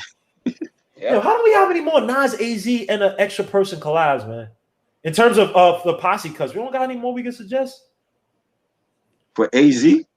Like Nas, AZ. He said he going. Keith, I was gonna give you the link, yo. He said you going to sleep. He said good night. Keith, man, he about to give you the link, though. This dude. Hey, Keith's a little older than us, a little bit. You know what I'm saying? But Keith's my boy, man. Him rock. We rock well. That'll be cool. Right. We like hip hop and stuff too. So. Damn, I can't. Yeah, man. He gotta work for he worked for the T, so he gotta get up early. True. Oh, okay. About the bed, man. 8:30 was it 8:30? That's his bedtime.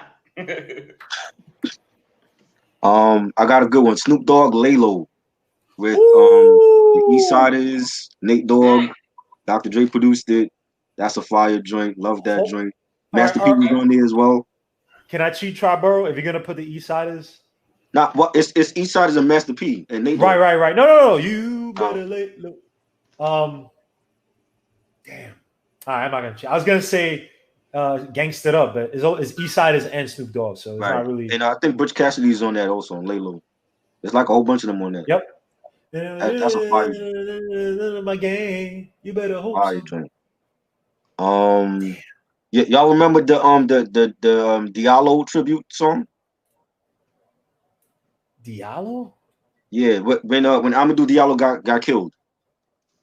Oh, Amadou. Nah, which song was that? Yeah, they made a song. It was like another self-destruction. It was called 911, and they had Talib Kweli, they had Mos Def, they had Rod Digger was on that.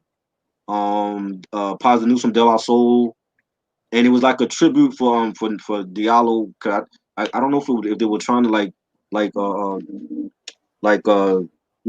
a charity for like his parents or whatever.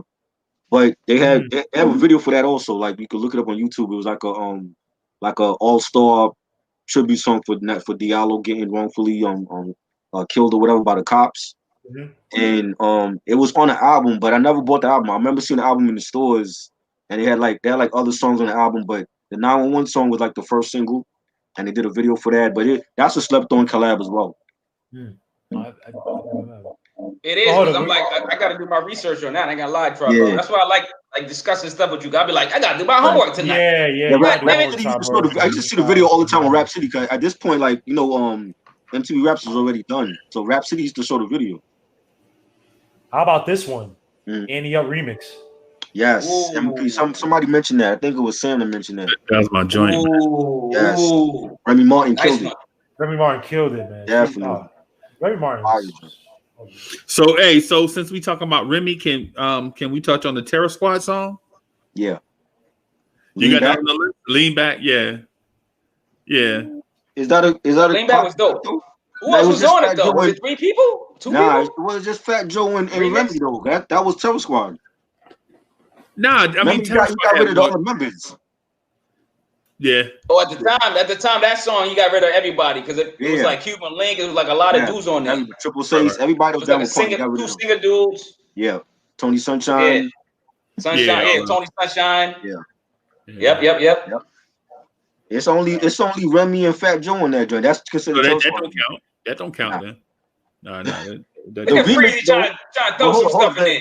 The remix on they had the remix with Mace. And I think Little John is on that. If I'm not mistaken. I don't remember that. Yeah. Maybe I do. I just don't. It wasn't that dope. Was it that dope? Nah, I didn't like it. But the remix, it was actually on the Little John, the Crunk Juice album. It's Little John, Mace. I think Eminem was on that too. Okay. I forgot, but yeah, I didn't like the remix. But that was. I'm gonna give you one Posse cut. Yeah. B.I.B.I. Little John. I think Ludacris was on there, and then I remember that. Was it Mia X? That was dope. I liked it. When they're in the water, or they're like in the club with the water. Yeah. That you was scared? You scared? Nah, that was a big hit for Little John. That was a big hit. Another one. Scenario remix. Yes, I know that's Big Freezie's favorite. The Scenario remix with Kid Hood. Yeah. Hey, that's man. Fire. Dog. I thought we mentioned that one already. Nah, I mentioned Scenario, the regular version with Busta. Oh, okay. Right. Yeah. Yo, this cat Kid Hood. Hey man, you talking about if we could have saved Big L and Kid Hood, I'm talking about rap would look 1,000 times different. You know what I'm saying? Right. I mean, the heat from this dude was the hype behind this guy. If you listen to Q-Tip talk about this dude is comparing him to like Big L and other, I mean, phenomenal spitters. Right. But let me ask y'all this. Y'all remember that song Pimpin' Ain't Easy? Oh, Pimpin' Ain't Easy. Anything goes when it comes to hoes because Pimpin' Ain't Easy. Yeah. That's nice and smooth. Nice and smooth. Okay. Yeah, Big Daddy Kane, nice and smooth. Scoob Lover. Right. And some there's a Leaders of the New School joint that I cannot remember. It go like keep it moving along, keep it moving along, keep it moving. That's keep it from moving. I want to say that's from. I cannot remember. That's from Busted. I don't think it's from The Coming. It might be from The Coming, or I want to say Anarchy, maybe. Is that Flip Mode Squad versus Def Squad? No, Flip Mode and Def Squad was on The Coming. Right. And the LONS joint, I know we talking about. I think it's either on the Anarchy. It might be on the Anarchy album, because he did like a collab with them again. Okay. Yeah. Did we talk about I know we talked about LL, but did we talk about the remix he had? He had like what's it? Who Shot Your remix? Yep. It had like Foxy Brown, Fat Joe, right, Keith Murray, and Prodigy on it. Yes. And I asked you who had the best verse on that. Oh, that's what we did talk about that. Okay, cool. I'm gonna make sure we got everything on the list. Y'all just said my whole list, God. I'm like, he had another collab. The collab, Forget About It, on the GOAT album with he had Exhibit, Snoop Dogg, and J.O. Felony. That joint was fire. I think Trackmasters did that joint. Felony. Yes. I can give it to you, but what you gonna do with it? Yes. I'm gonna give it to you. What you gonna do? I'm too sexy for my motherfucking hood. Yeah, come on. No, my bad. It's not that joint. That joint. He had two collabs on that. He had the West Coast. I forgot the name of that West Coast joint with J.O., Snoop, and Exhibit. Forget About It had Red Meth and DMX. My bad. It was Red and Meth and DMX on the Forget About It joint. Oh, you know what I forgot, man? You remember the joint Show Business? Show Business. Yes. By A Tribe Called Quest. And Brand Nubian. Yep. And my man said the dopest verse, like the dopest line that I had ever heard up to that time. Sadat X was like, although I smoked a pound of herbs, I'm still nice with the verbs. And I was like, yo, this That was my joint. Yo, Brand Nubian, they couldn't do nothing wrong. And they could have stopped my mother. I would have like, that's what's up. They took Pooba verse off because he was like, the label didn't like his verse or something. Yeah. Oh yeah. Yeah. I remember Diamond D saying that in an interview. Like they took his verse off. That's why he was on there to replace Pooba. Right. We talking about Fat Joe, John Blaze, right? Yep. Yes. I got an underrated one for you guys, recent too. Okay. Pimps, 2 Chainz, Bun B. Oh Lord. And Big Crit. I know I hear it. I just said, yo, come on, man. Come on. I know you don't like 2 Chainz. But you gonna say and tell me that song wasn't dope, man? I ain't hear it. You've never heard that song? Never heard it. Nope. You said 2 Chainz. Triboro, I know I'm not the biggest 2 Chainz fan like that, even though I think he's a little bit better than what you think he is. Who had the best verse on it? Probably Big Crit. But 2 Chainz had a good 2 Chainz did his thing in terms of being 2 Chainz. Oh Lord. I'm looking at Triboro's face and he's disgusted. I didn't want to. I just want Triboro to listen to song once. Triboro, all right, listen to song once and then come back and tell me. Okay. Don't ever bring up the song again. It's not like I ain't never. I heard dude like on other collabs, like Currency did a song called Capital on the Stone Immaculate album. That was fire, but I just feel like he sounds better on other people's stuff than his own stuff. Hold up. How do we forget this one? Oh, okay. For how much Tri-Boro hates, I'll give you one. Freezie's gonna hate this. Oh, 500 ounces. Freddie Gibbs. I forgot about that one. I was trying to think who was on that joint, yo. Grizel, West Side Gun. Right. No, you know what's funny? I didn't want to mention Rock's name, but of course. I wasn't concentrating on a lot of the new stuff. I don't know why. I was just thinking about old school. So yeah, I messed up on that. I didn't put a lot of new ounces, definitely. That's a fire joint. Yeah. Alchemist. Hey, MH, I see you out there trolling. Oh, what he do? What he say? Oh, snap. MH out here trolling, talk about Nas and Lauryn Hill. Damn, was Lauryn Hill in a lot of collabs? Nah. No, Venom was the only collab she had. I think she did. Rod Digger was on one of her albums on that album, right? On the Cowboys joint from the score. Cowboys joint, right? But she remember they did the joint from the Ali movie with Tribe and Fugees, right? Yeah, I forgot the name of that joint. I just remember she had that argument. She was outside with like J. Rue the Damager, Method Man, and all that. Yes, that was on Rhythm Music Box. But they didn't do a video. They didn't do a song, and I'm like, because they're talking about like Black Summer, something like I forgot they were talking about. Yeah, I was like, they never did a song together. Like, I would have thought her and J. Rue and Method Man's a weird one, but you know, damn. I can't wait for that Meth and Pete Rock joint. Yeah, man. Havoc joint. I mean, Method Man, by the way. I'm thinking about Pete Rock for some reason. Method Man, he's on Power now. Yeah.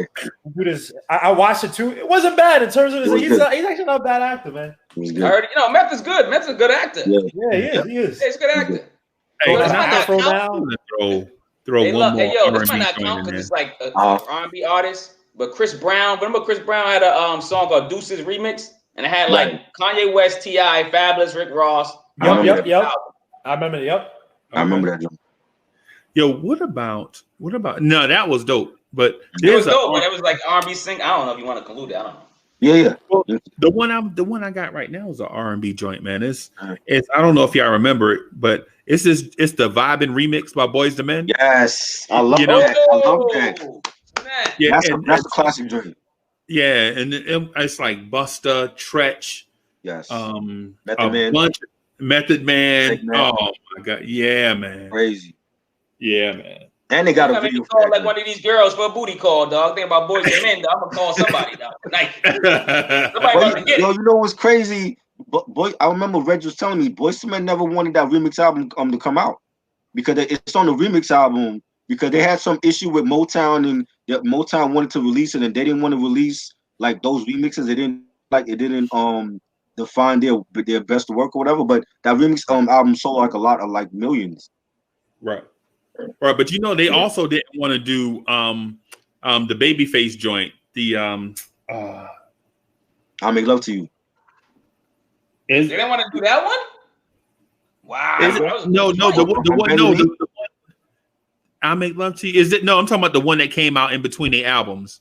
So in between the first album and the second album, they came out with one. Oh, End of the Road.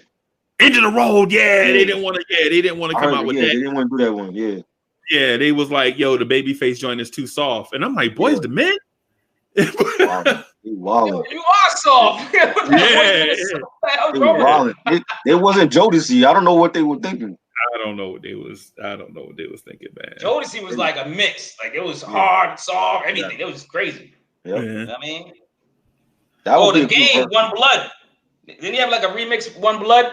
He had like 80 people on there. I forgot who was on that. The game joint. Jim Jones, Snoop Dogg, Nas, T.I., Fat Joe, Lil Wayne, Noriega, Jada Kiss, Fabulous, Santana, Rick Ross, Twista, Corrupt, Daz Zinja, WC. We had that many people on there?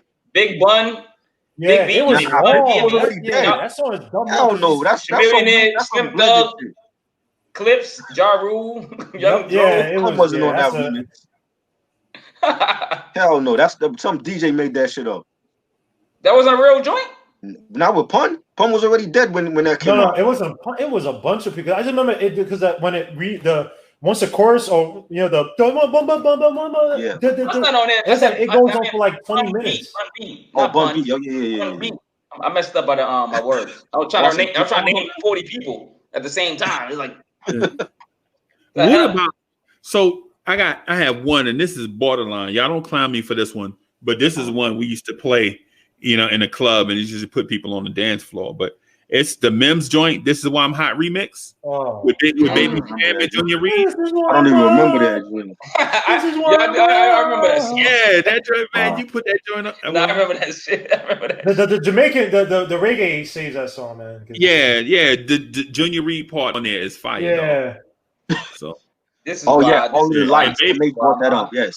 Kanye, All of the Lights. I knew there was another posse cut he had. Oh, All of the Lights. Oh, yes. All the Lights. Who had who's on there? Rihanna, Neo, I think Bono from U2 is on that. Damn. They were like in the background singing though. They wasn't like they didn't like their own verse. Yeah, they were like in the background. Elton John is on that, I believe. Yeah, wow. They're like a whole bunch of different people on that joint. So yeah, that song that was fire. What about Mercy? Y'all remember Mercy? Mercy, yes. Oh, Wait, Mercy, 2 Chainz, your boy 2 Chainz, Guillermo. 2 Chainz is on that. Wait, which one's Mercy? How does Mercy go again? He had Lamborghini Mercy. He had like the that was great. Lamborghini Mercy. Yeah, that was dope. Kid Cudi, Pusha killed it. Yeah. Here's an underrated one. I think Big Sean was on that. Yep. With Kanye West, Drive Slow. Ooh. Yes, that was dope. That was a dope one. And then what about Spaceships? That was first dope. album. Spaceships. Wow. Yo, what about I know the people under his Swagger Like Us? But it was Swagger Like Us. Swagger Like Us. Yes, that's on my. Kanye West, Lil Wayne, and Mia. Damn, that's a wow. Marquis. Swagger Like Us. Yeah, that was fire. Yeah. And they played that like it was a single. He didn't have to drop no video for it though. Yeah, I don't think he dropped that video. No, he didn't make a single a video for that. That joint was fire, definitely. Is anyone with T.I.? The Clips. Remember the Clips joint with the locks? I'm Not You from the first album. Wow. I remember that. It's the Clips featuring Jaden Styles and for the Neptunes produced it. I remember that. I remember. No, I remember. Everyone else was quiet. I'm trying to remember. I'm trying to remember. Man. You gotta. Y'all know me. I know my memory shot. That beat is crazy. You gotta hear that joint. DJ Honda, Out for the Cash with the Beat Nuts, and I think there used to be an MC called Problems. I think Problems was on that joint. Ooh, DJ Honda, yo, you give me a flashback. Though. Asian dude, DJ Honda, classic joint. Wow. And he had another one. He had another one with Cuban Link and Black Attack, and I think Fashion from the Beat Nuts was on there too. I forgot the name. I have one. I might be cheating because it might be considered. I think they're under Umbrella, but similar to OGC, like Worst Comes to Worst, Dilated Peoples. Yeah, I think MH mentioned Worst Comes to Worst. With the Goo was on that joint. That's one of my favorite beats of all time, man. Oh, I love that beat, man. That was fire. Evidence, Odd Science. Yeah, this might be cheating too, but my Dr. Dre, Stranded on Death Row, it was like Lady the Rage, RBX. That's in my top 5 because I love that joint. I think severely slept on. Yeah, that was a good one. That was a good one too. Yeah, especially RBX. Yes. Yeah. Lady Rage killed that joint. She had like the best roast to me on that. Yep. Yeah. So I like they did her wrong, man. They did a lot of female rappers wrong, man. Lady Rage was nice. They did. They never put her out. You know how to market them. Besides like sex and all that. Now we have what's this girl's name? Meg Thee Stallion now. She's And please, nobody mention no Posse cuts. Thank God I really toured her with that stupid WAP song. The points from the Black Panther movie, the not Black Panther, the Marvel movie, the Panthers movie about You talking about the one with Kadeem Hardison? Yes, that one. How the hell do you remember that movie, man? I was like a teenager when that came out. I was like 14 when that came out. Yo, Triboro's memory is perverted, son. How does dude? I'm telling you, your brain, son. Like how it's like a bear trap. I'm telling you. Yo, I remember that movie. It's only because I watched like the most obscure. With what's this dude? Bokeem Woodbine? Yeah, yo, what yo? Triboro's brain is this guy's a psycho, man. What the fuck? I ain't gonna lie, I remember that one. Woo. You don't remember that with Biggie and Redman? I remember it, but I didn't remember it like that. Like you remember it. Like Harmony was on that joint. Yeah. Wow. Yeah. That joint was fire. What about Bone Crusher? Never Scared remix. Oh with yeah, Cameron was on that. Yeah. Who else was on that? Was Luda on that or T.I.? Nah, it was just Cameron, Jadakiss, and Busta. Oh yeah. Never Scared remix. That remix was fire. Yes. Busta be on a lot of joints, man. Busta, that dude. He's working on an album, man. Who? Busta. What? Coming out. I don't know when. I hope this year. I don't know. Underrated. Go. I don't know. What posse Cardi B was on? Cardi B. What? And Megan Thee Stallion. It makes say Cardi B and Megan Thee Stallion. Oh, come on. Oh, hey, man. It made trolling, man. Hey, Triboro. The kick out button. You have the kick out button, right? No, I'm just kidding. He cool. That's the whole. I know I'm joking around. Joking around. Wow. So what about Portland? Have y'all heard that? The joint with Drake, Travis Scott? Nah. Portland? Drake? Yeah, with Drake, Travis Scott, and Quavo. Yo. No. Hell no. So here's two people already I don't like. Quavo's and Travis Scott. Oh. So you already messed up. Freezie, you messed up, man. So the thing about it though is be modern now, yo. Nah, man, we good. No, I like the job. That's the name of the song. The reason why though is because the beat is so dope, not just because of what Quavo's saying. Y'all know that. Y'all know I appreciate lyrics. I'm talking about the name of the song Portland, like Portland Trailblazers. Yep. Why? Now, I remember the song. I know what you're talking about. It was good. Why? What's the point? Because it was high. I don't know. Funny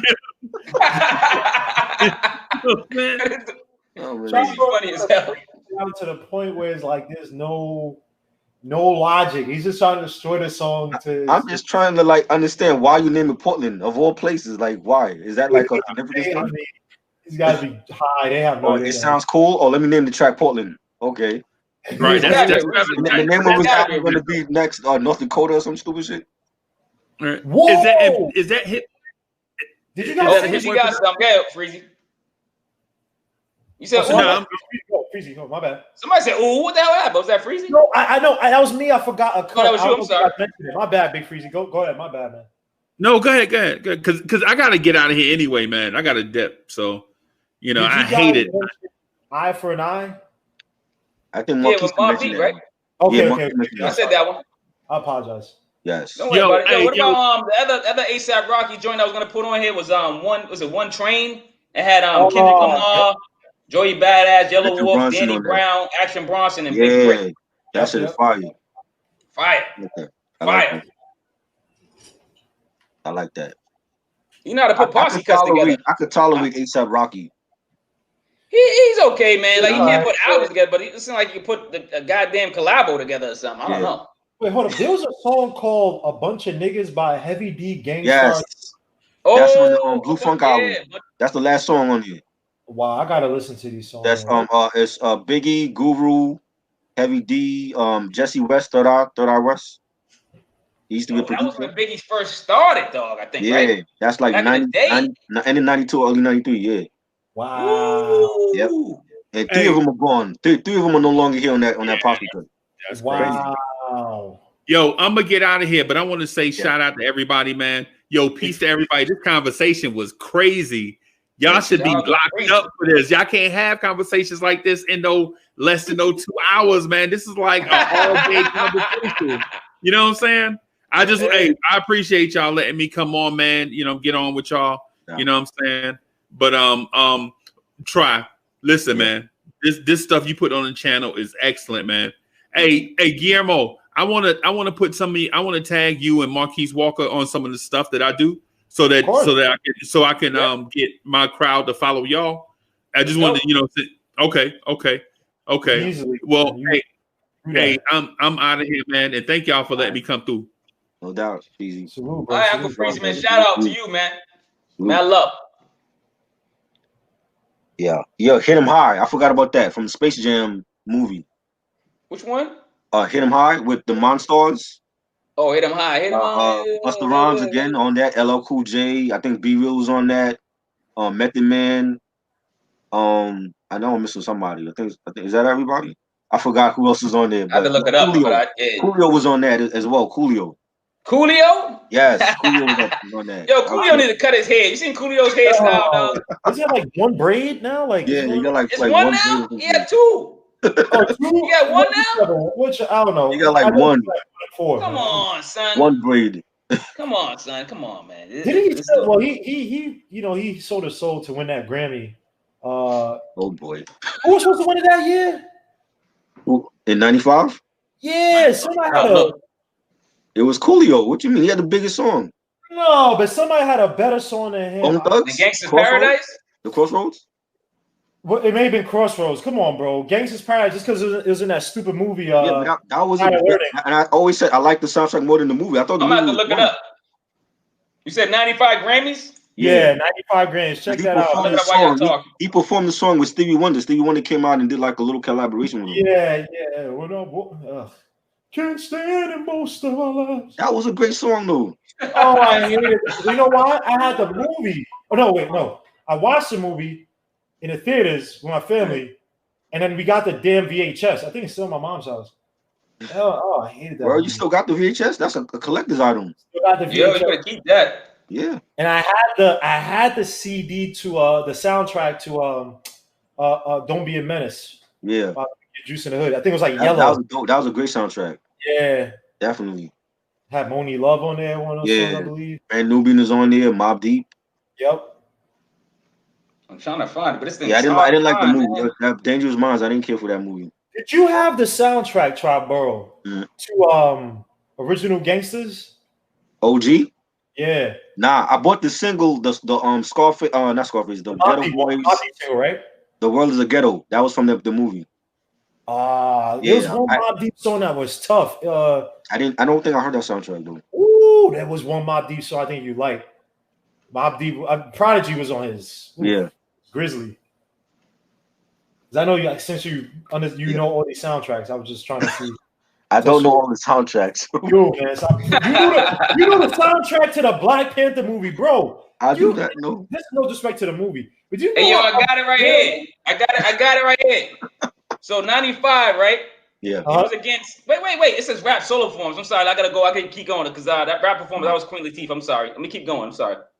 I thought I had it, but this was the album. This is rap solo performance. It was Queen Latifah won over Snoop, Craig Mack, Coolio, and Warren G. But hold on, let me find the other one. Yeah, I keep talking. I'm just trying to find. I think Naughty won that year for Poverty's Paradise. So was it 96? The best rap album. See, I don't say it. It's a rap performance by rap group and duel. The winner was Salt and Pepper against Arrested Development, Warren G, Nate Dogg. This is a song though. This was Love, Cypress Hill. I don't see it, man. I'm looking, man. I don't know. Coolio, if it's not 95, it's 96. But I know it's 96. Let me look 96 then, man. I got another posse cut. Another posse cut we forgot about on the Black Eyed album. What you got, brother? On the Black Eyed album, Method Man, Redman, and Ghostface Killer. I know that joint. What was that? That's not a posse cut though. That's like they always collaborate with each other. Ghost. All right, I get. Because I get Redman and Method Man, but they weren't like a. They were a duo, but they weren't like official. Like, yo, we are. Yeah, you know, y'all remember the Holla Holla remix? Ja Rule with Jay-Z. I think Holla. Hey, yo, I got the information. So it was 1996. It was 96. So Gangsta Paradise won over. Let me show y'all. This is crazy. It won over Dead Mama, Tupac. Yep. It won over Keep Their Heads Ringing, Dr. Dre. Wow. Big Papa, Notorious Big, IG, and then I Wish, Skilo. Skilo, wow. Skilo was on there. Skilo was nominated. Oh my God. Come on. How you went over Biggie and Pop, two monumental songs? Biggie and Dre. Wait, Dre. Pop, Dre, Biggie. Forget Skilo, but you know what I mean? Right. No disrespect, Skilo, if you're watching. I remember I used to come on Saturdays too. I remember that. I wish I was a little bit taller. That's why Coolio always said he was a big West Coast artist that never used Dr. Dre for a hit record. That's why he felt like that, because he beat Dr. Dre. But you think that? I mean, let's be honest. If you listen to Coolio, do you think that he was dope enough for a Dr. Dre beat? Yeah, why not? Coolio? Why not? Well, back Dr. in the day, Dre, I mean, he well, was hot, so why would not? he get with the hottest producers? I mean, Right. He had G-Funk in his music. You listen to It Takes a Thief had G-Funk in it. MC Hammer should have got a Dr. Dre beat. MC Hammer was on Death Row and they showed his album. MC Hammer got hitters out in the Bay, yo. He got MC Hammer tough.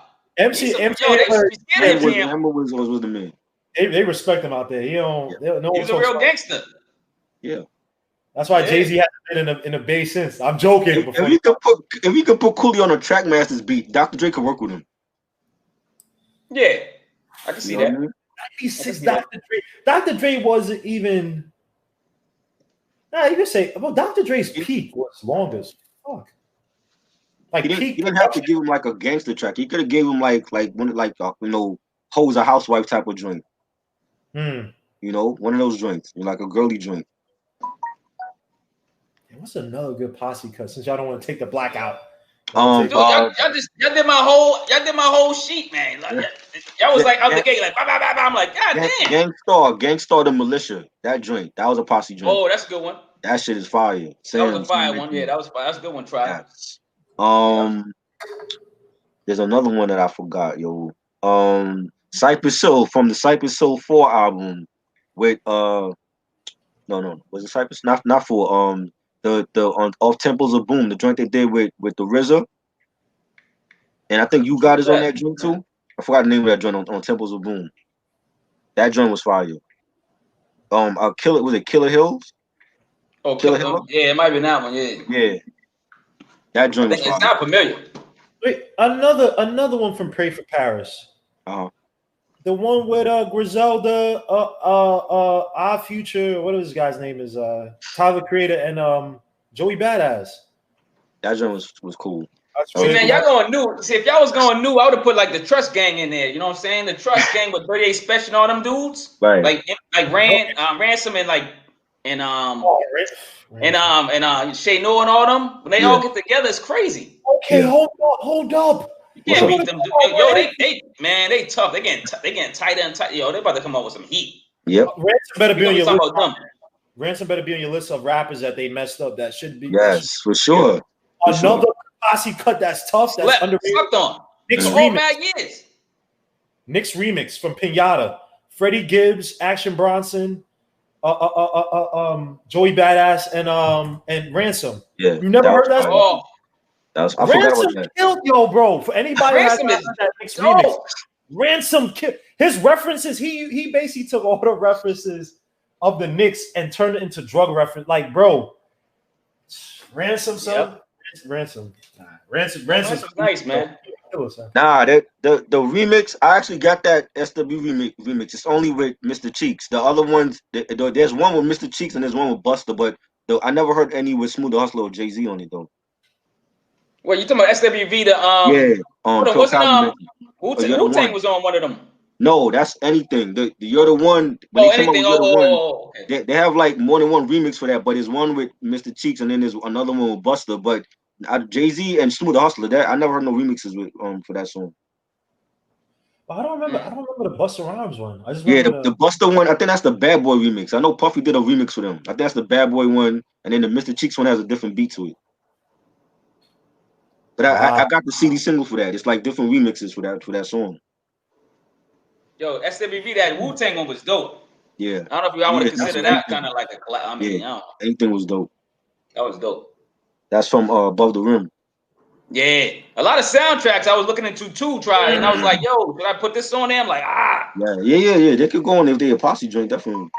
Above the Rim, man. That's a great movie. A lot of good soundtracks. Yo, I'll be back, y'all. Go to bing, bing. Yeah, sure. They don't make soundtracks anymore, man. They don't. I mean, the last good one they had was the Black Panther soundtrack. That one was decent with Kendrick and he had like the whole TDE on there. Yep. The Weeknd was on there and I think SZA. Why am I blacking out? I know I could think of some more Posse because man, this is bugging me. It's a whole bunch. I mean, we just mentioned like the best ones. I didn't want to mention like every Posse get out there. Right. But definitely, I read a whole bunch of them. You don't Somebody mentioned You don't remember the Knicks remix? Freddie Gibbs. It wasn't on Pinata, so Knicks was on Pinata, but they did a remix. Action Bronson, Freddie Gibbs. I don't think I heard that remix. I gotta hear that joint. Ooh, so if you listen, the Mike Geronimo joint, Time to Build, that remix was fire too. Mike Geronimo. Only song that comes to mind is that terrible Puffy song, and then right. The one that he didn't want to make, and Puffy told him not to make it, and he still went ahead and make it and ruin his career behind it. Puffy told him not to make it. And yes, he did an interview like months ago on IG, and he talked. I was there. He talked about that album. He said that he wanted to make it, and Puffy told him not to make it, and he still went ahead and made it, and that's ruined his whole career. Yeah. Who y'all talking about? Mike Geronimo, when he did Nothing More About Money, that joint. That song was made for LL from Mr. Smith, and Puffy. When he went to Puffy about the song, Puffy told him not to make it. It's not for him. He still went ahead and made it, and then it ruined his career. He's like, yo, all the fans always give him hell about that album. Yeah. Yo, you know what we can do? We can battle. Who ruined the most careers, Puff Daddy or Dr. Goddamn Dre? No, you got to put Wyclef in there because Wyclef ruined a lot of people's careers. No, Wyclef did only two. You said Puff Daddy. And Wyclef did Cannabis. And he did John Forte. But no, Dr. Dre and Puff. Dr. Dre? Who put in Drake? Drake for who? Who he ruined? Rakim. Nah, Rakim wasn't getting along though. That's why he left. Yeah, but he had a lot of people signed. Dr. Dre had a lot of people signed. Yeah, he was using dudes too. For mad years. Yeah. But the thing about Puffy though is that Puffy's artists, a lot of these guys were built up on the first album, and then he kind of just screwed them over. Dr. Dre had a lot of ill dudes who never really created a first album, like Bishop. Was it like Bishop Lamont? Bishop Lamont, yeah. Like he had a lot of dope writers, and then or artists, but he never really developed them. He just used them out. Joel Ortiz was on there too. Never put him out. Yep. Yeah, Eve. But when Eminem came, he just forgot about Eve. Yep. He forgot the games. Oh, you gotta have. I'm like, what? Like, crazy. Dre did. Wow, Dre could have done something with Eve, bro. Dre could have done something with Eve, bro. I just know Puffy destroyed it because I remember dudes like growing up when I was like, yo, why isn't Carl Thomas like, why isn't he big anymore? Like, his first album, Wish I Never Met Her, Emotional, and great. Yes. Come on. I wasn't even I wasn't like a soft R&B dude like that. I like old R&B dudes I like. Even though my cousin played Josie all the time, I didn't like them until I got older. I like D'Angelo. I liked Case. I like dude, but Carl Thomas, he was dope, son. And he was Shine's interview on Fat Joe show. I saw it. You got it, yo, man. Shine, keep it real, man. He was like, yo, man, I'm gonna tell you what's up. And told people what's going on, what happened. Yeah. Did you listen to Gene Deal? You know about Gene Deal, Marquis? Y'all never heard of Gene Deal? Nah, who's that? Oh, that was Puffy's bodyguard. That was a big dude, and he was just talking about all that. So he talked about Shine. He talked about the stuff he was talking about all the whole Puff thing. I heard all his interviews, but a lot of people didn't take him serious because he was like a bodyguard. I guess I don't know why they didn't take him serious. He talked about how when Biggie that night, everything happened. He was like, and he told Puff not to. Yep, he told Puff no, don't do it. You know what I'm saying? Because Biggie Biggie was like, I just want to chill. First, you in LA after that happened. Because the sad thing was that Biggie was essentially broke because he wasn't getting paid. Right. He was supposed to do an appearance in London or something like that. So he's not supposed to be. He's supposed to go to London for something. But Puffy convinced him to come out, and Gene Deal was like trying to stop it. And the crazy thing is that when it all went down, he said that it's not me saying it. He said DJ Quick was on the phone with dude. Not saying DJ Quick set up, but it's like it was known. Like them gangsters out there knew what was happening. But you would assume that bro, you after all the Tupac stuff, it's like, dog, why are you out in LA? Like, what is wrong with you, bro? Oh, that's the dude that was talking about when they were in the club and they're like the gang, the dudes in the club, like across from him that was giving him like the dirty looks and shit. Yeah, they were like, I saw that. That was on was it 24/7 Hip Hop or something like that?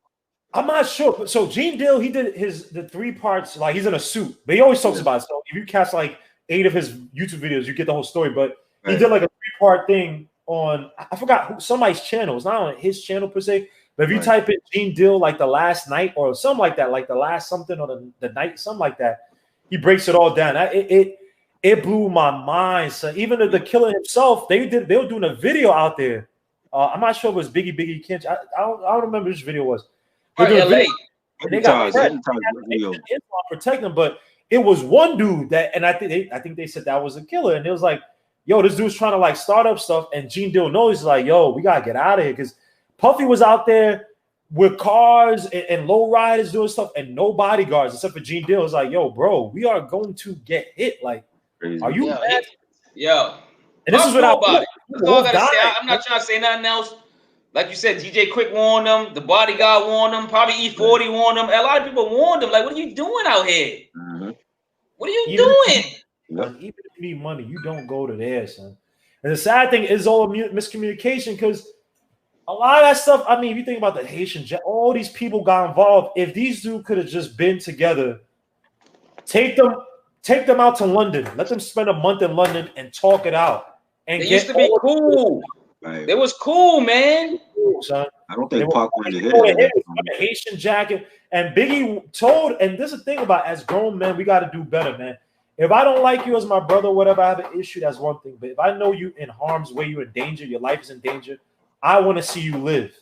Thank you. Like Nas said in Stay. He's like, you know, I forgot how he said it, but basically like, yo, even if we don't like each other, I need you alive. Like you're part of me. Like I need you. You know what I mean? That's people pop. That's song is off, son. Stay, the second verse where he's in the hospital looking at his enemy, and he's like, "Yo, as much as I hate you, I still got love for you, man." Like, yo, Nas drops jewels, man. But you know what I mean? You had Asian Jack, had all these people involved, and the rape case happened, and Tupac turned, and he thought everybody on the East Coast was against him, and all these people. That's why I don't respect hip hop on the East Coast because you have all these dudes who talking about it now. Right. And I remember growing up, and growing up as a kid, you think it was like this monumental. I still remember waking up, my mom telling me Biggie died, and she didn't listen to Biggie like that. And I just remember she had on Channel 5 News, and she's crying. Yep. And you grow up, they could have settled this shit. Like, this is the dumbest. Vibe magazines also to blame. Vibe, whoa. The media promoted that. Oh, if you took these dudes and just put them, take a vacation. Hey, Puffy, get out of the way. Sugar, get out the way. Yo, y'all two brothers, yo, let's just go on a trip. Let's just go and let's just chill. We hash it out. We cry. We laugh. We curse each other out. Let's just hash this all out because even if y'all don't because the thing about this dude was still messing with dudes on the East with the whole OGC help the scale. He was still messing with all those dudes on the build on the East. That's why it's like, come on, man. Yeah, communication. That's why y'all gotta listen to the new Craig G album. It's called Alter Ego. I just did a review on it. And this talks about how people all they need to do is have a conversation one-on-one. Don't involve nobody else. Just like you're saying, no Pac, no Suge, no whatever, you know what I'm saying, Puff. If they just talked and just communicated, it would have been none of this, man. We would have had two of the legends still rhyming. We would have been talking about these legends right now. Like, yo, you hear the new Pac song, you hear the new Biggie song, mixed, the new album together, or whatever they would have did. I want to see my legends grow old, bro. I want to see my legends grow old, man. That's facts. That's facts.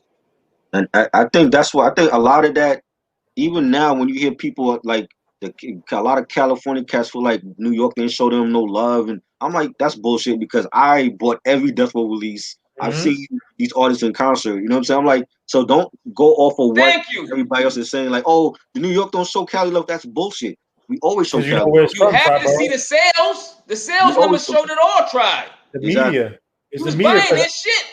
My brother had the tape to Pac's life. This is Pac's life. Right. My brother's East Coast.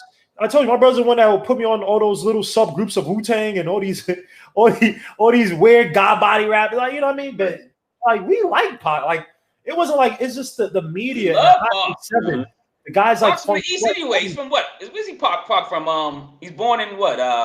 Harlem, I think it was. Harlem, I think, right? He moved to Baltimore. Was he born in Harlem or something like that? Yeah, like I think it was Harlem, bro. I think it was Harlem.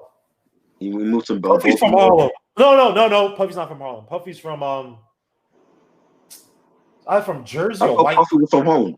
Nah, he's not from Harlem. No. He's definitely not. He always claimed Uptown. I thought he was from Harlem. He ain't from there. He's from either Jersey or like Mount Vernon or something like that. He ain't from Harlem.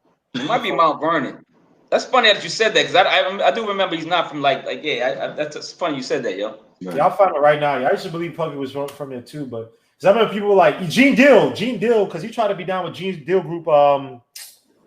There's a gang in not like the 142. What's the name? This is a gang that ASAP Ferg's father was a part of. All in the same gang.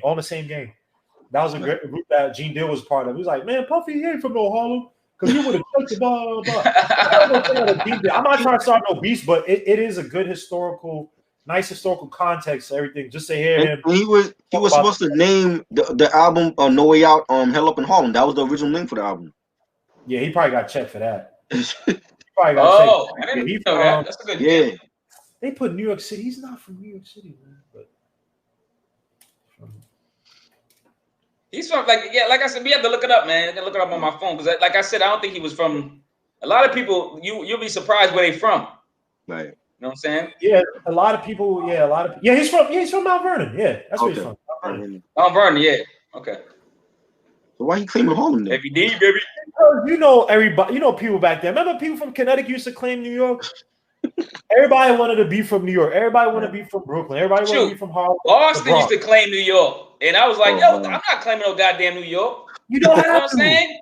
They try to make it. First of all, you grew up in Boston, which they have tough ghettos, and you got all the racist people. Right. It's worse in some places in New York. You talking about Connecticut? It's still a little racist. How you said what? It's still Boston was rough growing up, like you said. It was, it had the racism, it had the black on black violence. So I grew up in Orchard Park, one of the craziest projects in in Boston, and it was tough, man. I was the little dude with the burner. You know what I'm saying? Right. So I know about it, man. You had to be. Oh yeah, I was doing. So there be dudes in New York who be like, yo, yeah, son, I'm from. They'll say like, yeah, I grew up around Benson. These little white kids are like, bro, you didn't. You grew up like 10 years after Yusuf Hawkins. Like, you do not live in like Bensonhurst is nice now. You can buy bread and nice Italian food. What are you talking about? Like, even somebody sat here and talked to me and said, yo, they from Fort Greene. I'll ask them, when were you born? Because I lived in Fort Greene from the period it was bad when they were still robbing dudes outside of PS20, outside of 113, outside of Brooklyn Tech. I still know dudes from around the neighborhood, Quasim, Gawa. I know people. I almost got jumped from my Jansport. Remember when Jansport was a shit back then? With the strings, yeah. I almost got jumped from my Jansport back then. Yo, what? Yo, I was playing in the park. Yo, you know Bishop Lockland. I used to go to Bishop Lockland. My cousin went to Bishop Lockland. He went to FDA. Yes, the park down the block from Bishop Lockland. We used to play ball over there, and there was like a gang of fucking kids. You're not there was talking a gang about of fucking like teenagers that was trying to like rob us for our Jansports back then. Yo, bro, y'all talking about New York? I lived in Boston. Had Bishop Lockland. I ain't gonna say who, but I had a relative because my cousin wasn't right. He used to go to Bishop Lockland. He went to FDA. Right. He was telling me about a relative of mine, and he's like, "Yo, son, blah blah blah. Yo, he be robbing dudes like Bishop. Like he be like, come on, son. Like, and they know that. Like they know I'm related to him. I'm like, and not blood related. So the cousin I'm talking about is not blood, but Nigerians, we call each other cousin. He's like, yo, come on, man. Like, yo, you gotta speak to him about. I'm like, and I found out he was just robbing dudes from Bishop Lockland, Brooklyn Tech. But it got gentrified now. But you talking about the park, right? You're not talking about the track outside of Bishop Lockland. No, not the track within the school. I'm talking about like down the block from the school. It was like a park with basketball courts and all that. Oh, 113 you talking about? Yes. I was we used to play ball at that park there. And yes, it was like a gang of fucking like neighborhood kids with like chains and like they're like the crowbars and shit. And they wanted to take out Jansports. We had to get the hell out of there. It was crazy. Yo, Fort Greene used to be live. You used to have Bloods, Crips. And this is the first time because I remember there was some dude in all black, some Hispanic dude. And they were robbing somebody in a park, 113 park, like right next to like right across the street where the restaurants are. Right. And I remember he was like, yo, yeah, we ABG. Anybody get it? I'm like, ABG? What the fuck? I've never heard of it. There was just all these stupid groups and dumb gangs, man. Like, I ain't gonna lie, you know what it is, bro? If you around there, like after school, you play ball for a little bit, but when it turned 5, 6, if you didn't know nobody, get out of there. Street lights come on. Lights come on. You better be in the house. And my brother knew people, and my brother was a whatever, but they knew people. And they're like, yo, you Uko's brother. Yo, what's good? like right after they rob one dude, and then they're about to rob another dude. And I'm like, oh, thank God, man. Because I am a dweeb, geek, nerd. I used to have the stupid book bag I used to have to roll and everything because I carried all my books like an idiot. So I was only blessed because when I come there now, it is beautiful. It's restaurant. It's different, yeah. It's festive. I'm like, yo, I want to rob everybody there just for the culture. Like, this is not fair. That's for the culture. I grew up and you couldn't. You gotta get robbed too. It's totally different down here. I miss Fort Greene, man. Fort Greene totally different down here. And then Lafayette Gardens too. Well, Lafayette Gardens like what? Lafayette Gardens. My mom did a what's this thing? She did jury duty for she didn't tell me the case, but a drug dealer. Lafayette Gardens. I don't know what it is now, but when you talk about one of the last bastions of like, yo, they still got people there. Lafayette Gardens is still alive, mind you. It's surrounded by Pratt University. It's surrounded by all these gentrified buildings, everything. But LG projects, so there's no need to lie. If you from you could be from Wisconsin and be tougher than 50% of the people you meet in Brooklyn or in New York. So just rep where you from, man. Yep. Yeah, I always rep Boston, man. I had to put the B hat on because y'all talk about New York too much. Whenever y'all talk about New York too much, I gotta throw the B hat on, man. Y'all play too much, man. Now I got respect for Boston just because Patrice O'Neal from Boston, man. That's my favorite. Comedian. Yeah, Boston is. Yeah. Southie Boston, up, man. And my favorite R&B group is from there, New Edition. So New Edition, man. Yo, I told you I grew up with them, man. My uncle was in the group. Crazy. I used to breakdance with these dudes, man. I got to tag Marquis in the video. I got like when I went to the concert, I took like video and I put it up on Instagram. So and I you know I don't want to jump on the bandwagon. You know everybody had a cousin. I actually got a real cousin. Right. Ronnie DeVoe's my cousin, and I can show y'all pictures of my cousins. You know what I'm saying? Like I don't want to do all that corny stuff, but that's dope. I didn't know him like that, but my cousins knew him. My cousins like chill with him all the time. Marquis gets all the free tickets, be hitting on them 40, 50-year-old. The ladies, out there, he be loving it. Yo. Yeah, I get you free tickets, baby. Come home with me. The moves here and there. I was in the group, baby. You know, like Marquis, he ain't slick, bro. You know the game. That's dope. That's dope, man. New Edition. Salute that classic. New dope, man. They still touring. They dope, man. Yeah. I want them to get back together because we need a New Edition album now. But you know what, bro? When you have I think they have to wait till they're older because. What you mean? They like Ronnie's like what 50? Isn't Ronnie 50? Yeah, they like he just turned 50. Yeah, what do you mean older? How old you want them to be? Like 80 years old? Yeah, with a kid doing poison on stage. Like, come on. Doing poison. Come on. Well, they can't be doing the moves no more because they can still dance though. They can still dance. Oh my gosh. Nah, they can still dance. They keep themselves in shape. They can still dance. I think if you don't lose it, because this one dude, I was watching like the Montclairs or one of these groups, and one fat dude, black, fat, just fat, but he still had the moves. Like he was. I feel like if you don't lose it, like if you got it in you, you always gonna have it in you, man. But New Edition, man, you know what it is, bro? Why they broke? When you have too much talent, like you have Bobby Brown. Oh God, that's ego right there. Ralph Transvant, bro, like you got too many guys who could be solo beasts. Like Ralph Transvant, that's another dude. I know you talking about rappers. That's another dude they messed up. They didn't market well. Yeah, I agree. He should have been the first line. I definitely. Shoot, they broke up and then BBD. I mean, they had mad talent. And nobody expected them to do good. That girl's poison, like, bro, come on. And then BBD.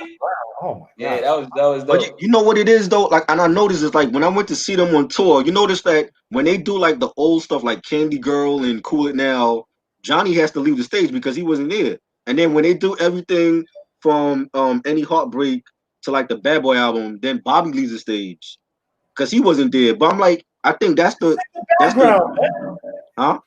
They can't just sing the background. Like, come on. No, man. They leave the stage. They leave the stage, and that's the elephant in the room. I think if they come out with anything new, either Johnny gotta go or Bobby gotta go because it's still friction between them because of him being replaced by Johnny.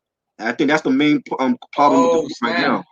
I never thought about that. Yeah, because it's like you see what happens when they come back. They only did one album together. That was the Home Again album, even though that's like one of their best albums successfully. But they on that tour, they was like mad tension and fights and all that. They can't coexist in that group. That is so stupid, man. You know what I'm saying? It's like one of them have to go. It's like either Johnny, they stay. I know they stay low to Bobby because they grew up with Bobby. That's the homie. But either he got to go or Johnny got to go. It can't be both of them in that group anymore because it was never all 6. They only did that for the tour, and when they did the Home Again album, it was always 5. So they gotta make a decision. If we're gonna come out again as New Edition, one of y'all gotta go. Johnny don't really need them because he's always been a star on his own, even before he went got with the group. But I think Bobby, they gotta make a decision on Bobby. Either he gonna get his act right or he gotta go because they can't coexist with all 6 of them. They just need a good manager to manage him. Yes, that's that too. Wait, say it again. They need a good manager to manage him. I mean, anybody can like manage somebody that's insane. You know what I mean? Like you just got to get those people together and know what they want, know what they like, and kind of, you know what I mean, and work with them. Yep. They too talented. I just hate watching black legendary groups like not keep their shit together, man. And not take advantage of success or whatever. Yeah. Too much egos involved in everything.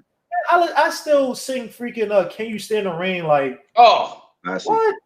When they get the I know all the days won't be perfect, we know for sure. Can't what yo? Oh shit, voice. Look at Guillermo. Oh, come on, let's go. Let's go, baby. Let's go. I used to be in the choir, man. Chill, man.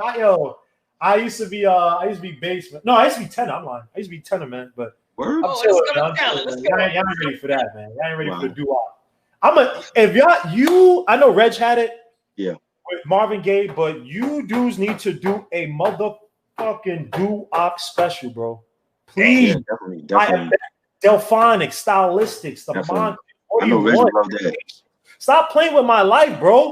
God, bro. What's wrong with this? What do you want in your life, bro? I know Reg will definitely want to do that, so I'm gonna definitely tell him about that. Come on, man. Isley I brother. remember this bar that 38 Special said. He said something about like he said I'm spitting out the window like Michael Bivins, but he basically told shooting out the window, but spitting out the window like Michael Bivins. Yo, man. Shout out to Boston. Shout out to New Edition, man. Straight up. Salute, man. You got a lot more stuff, a lot more lists, Triboro. A lot more lists. So we gave you. We got work to do, man. Yeah. We gave you. Now you got doo-wop groups. Maybe you could do. What else? Sam asks, do you like Teddy Pendergrass? Come on, stop. Don't insult Teddy Pendergrass. Who don't like Teddy Pendergrass? Don't insult Teddy Pendergrass like that. That's the question. Don't do that. He said, do you remember the Tunnel Club? Do you remember the Tunnel Club? I was too young for it. Did you go to Tunnel, Triboro?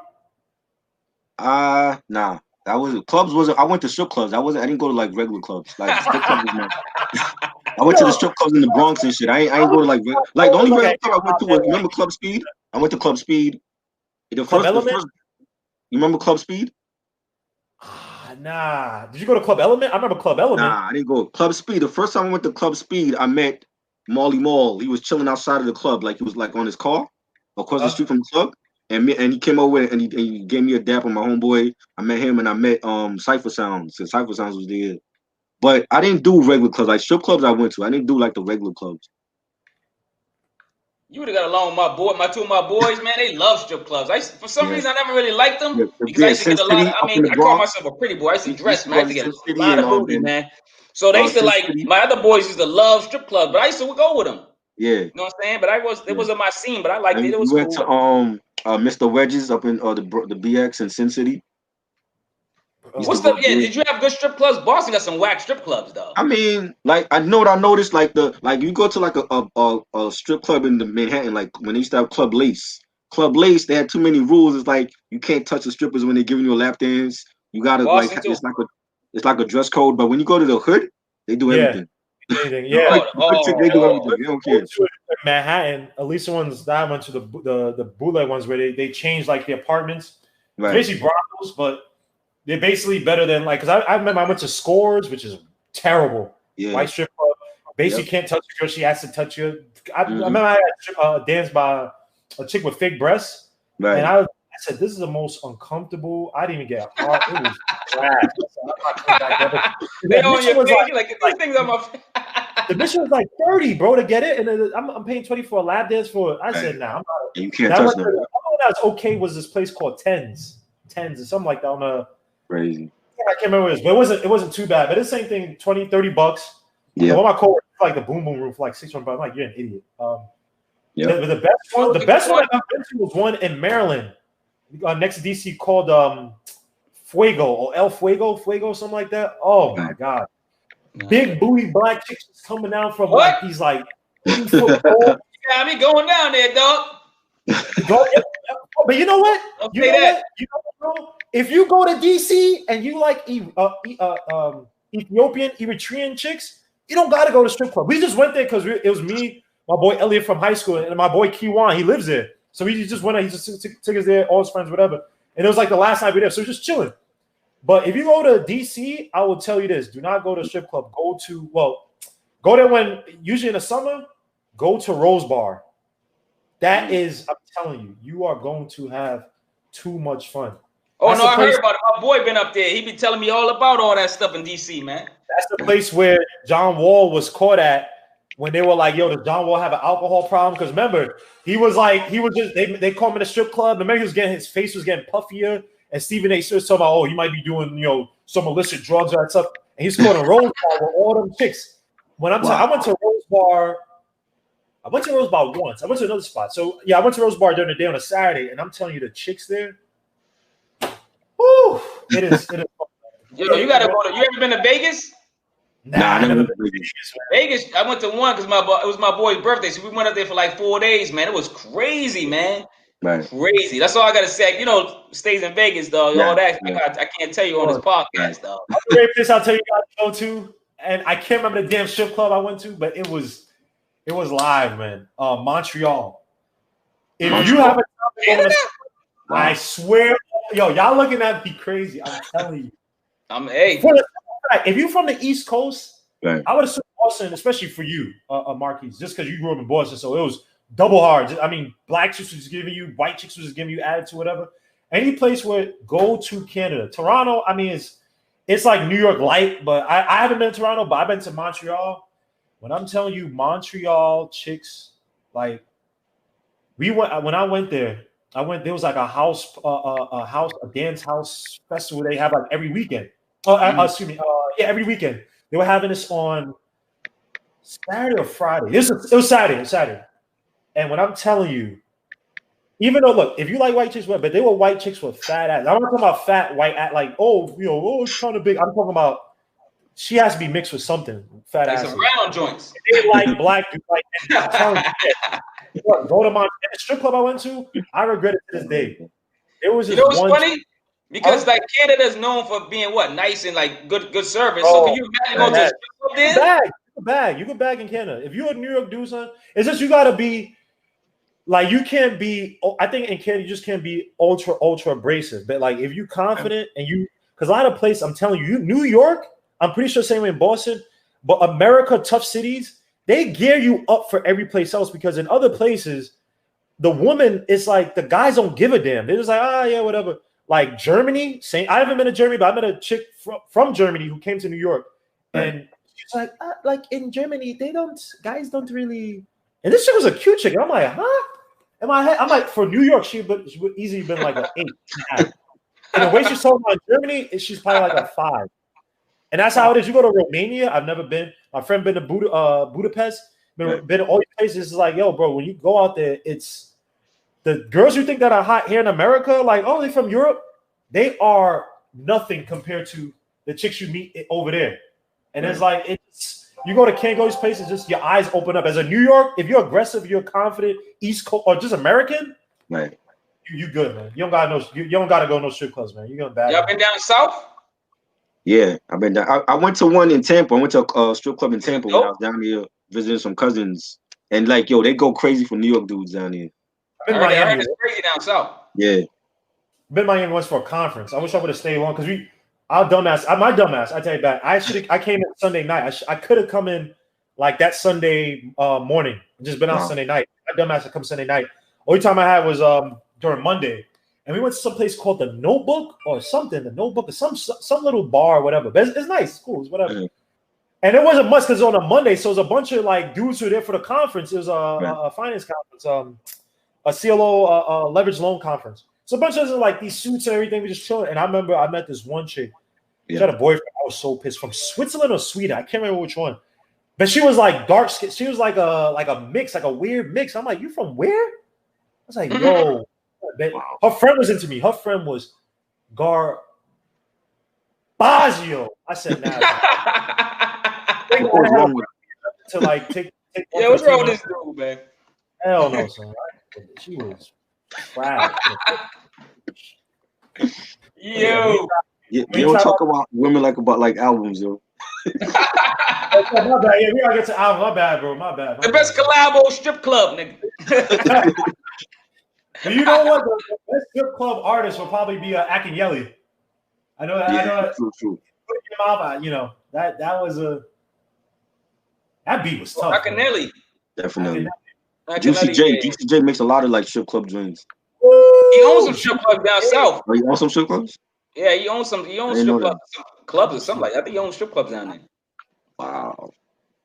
The one I love that I don't think I play enough all them G's clapping bands to make that was my shit. And then, what I like that I talked about, I guess it wasn't as big of a hit, was oh shit. Oh my bad. What? Somebody did a crazy catch in baseball.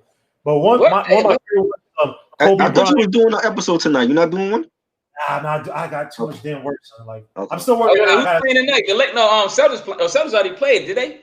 They playing Celtics already was. Yesterday. They already. They finished. Who they were?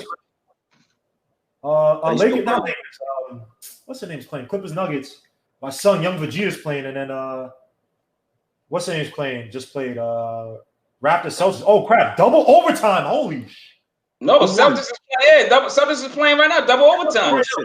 Wow. Overtime. Oh my gosh. Damn. Wow. Oh snap. Damn, I wish I would have covered these games today, man. Oh, of course I gotta get shit coming. Hey yo, G, you ever watch? It's another. I seen these other two dudes. They similar stuff to you when they live stuff. It's these two white dudes. They like really like animated, and they got mad. They got thousands of fans. I'm like, yo, do you gotta go hard and go crazy and animate and like go? And they do play by play by talking. Like I don't know if do you do that? I do play by play, but I like to keep it more like colloquial. So like, Triboro, I think one time we were talking about like video games or something. Yeah, like fighting games. And I like to build slowly again. Like I actually have some stuff in the works I'm gonna do where I'm gonna try to do some like go out and do some fan interaction stuff just to build up. I have an instant I just don't want to say it yet, but I have an instant concept. I have the camera, everything. I just gotta get the plan down packed. But some of those dudes that do like the anime stuff, a lot of people, they're just looking for. And I'm not issuing them. Do what you gotta do to make get your fans. But I like to have it where we're talking about all things about basketball. So, I make it. If it's something that happens within a game, I'm hyping it up. Tri-Boro knows me. I wear the mask. Because MF Doom is my top 5. Like I just Doom is my dude. I actually went out today. I tried to look for a damn mask to buy. Like this stupid store doesn't have a Marvel mask or anything. Right. But I just like to keep it fun, colloquial. So if we got into a hip hop conversation, we might get into a hip hop conversation, and LeBron got like 50 points, right? And then we get back to the game, and people like it because we go over baseball, we went over baseball, football, fantasy. You keep it like you know what I mean. You keep it like interesting. Yeah. If it's bad, like, I mean, the Lakers game unfortunately got out of hand because Rondo was killing it. But anytime you want to come into the StreamYard, you come in. We beef up your social media, all that stuff. I ain't one of those people where.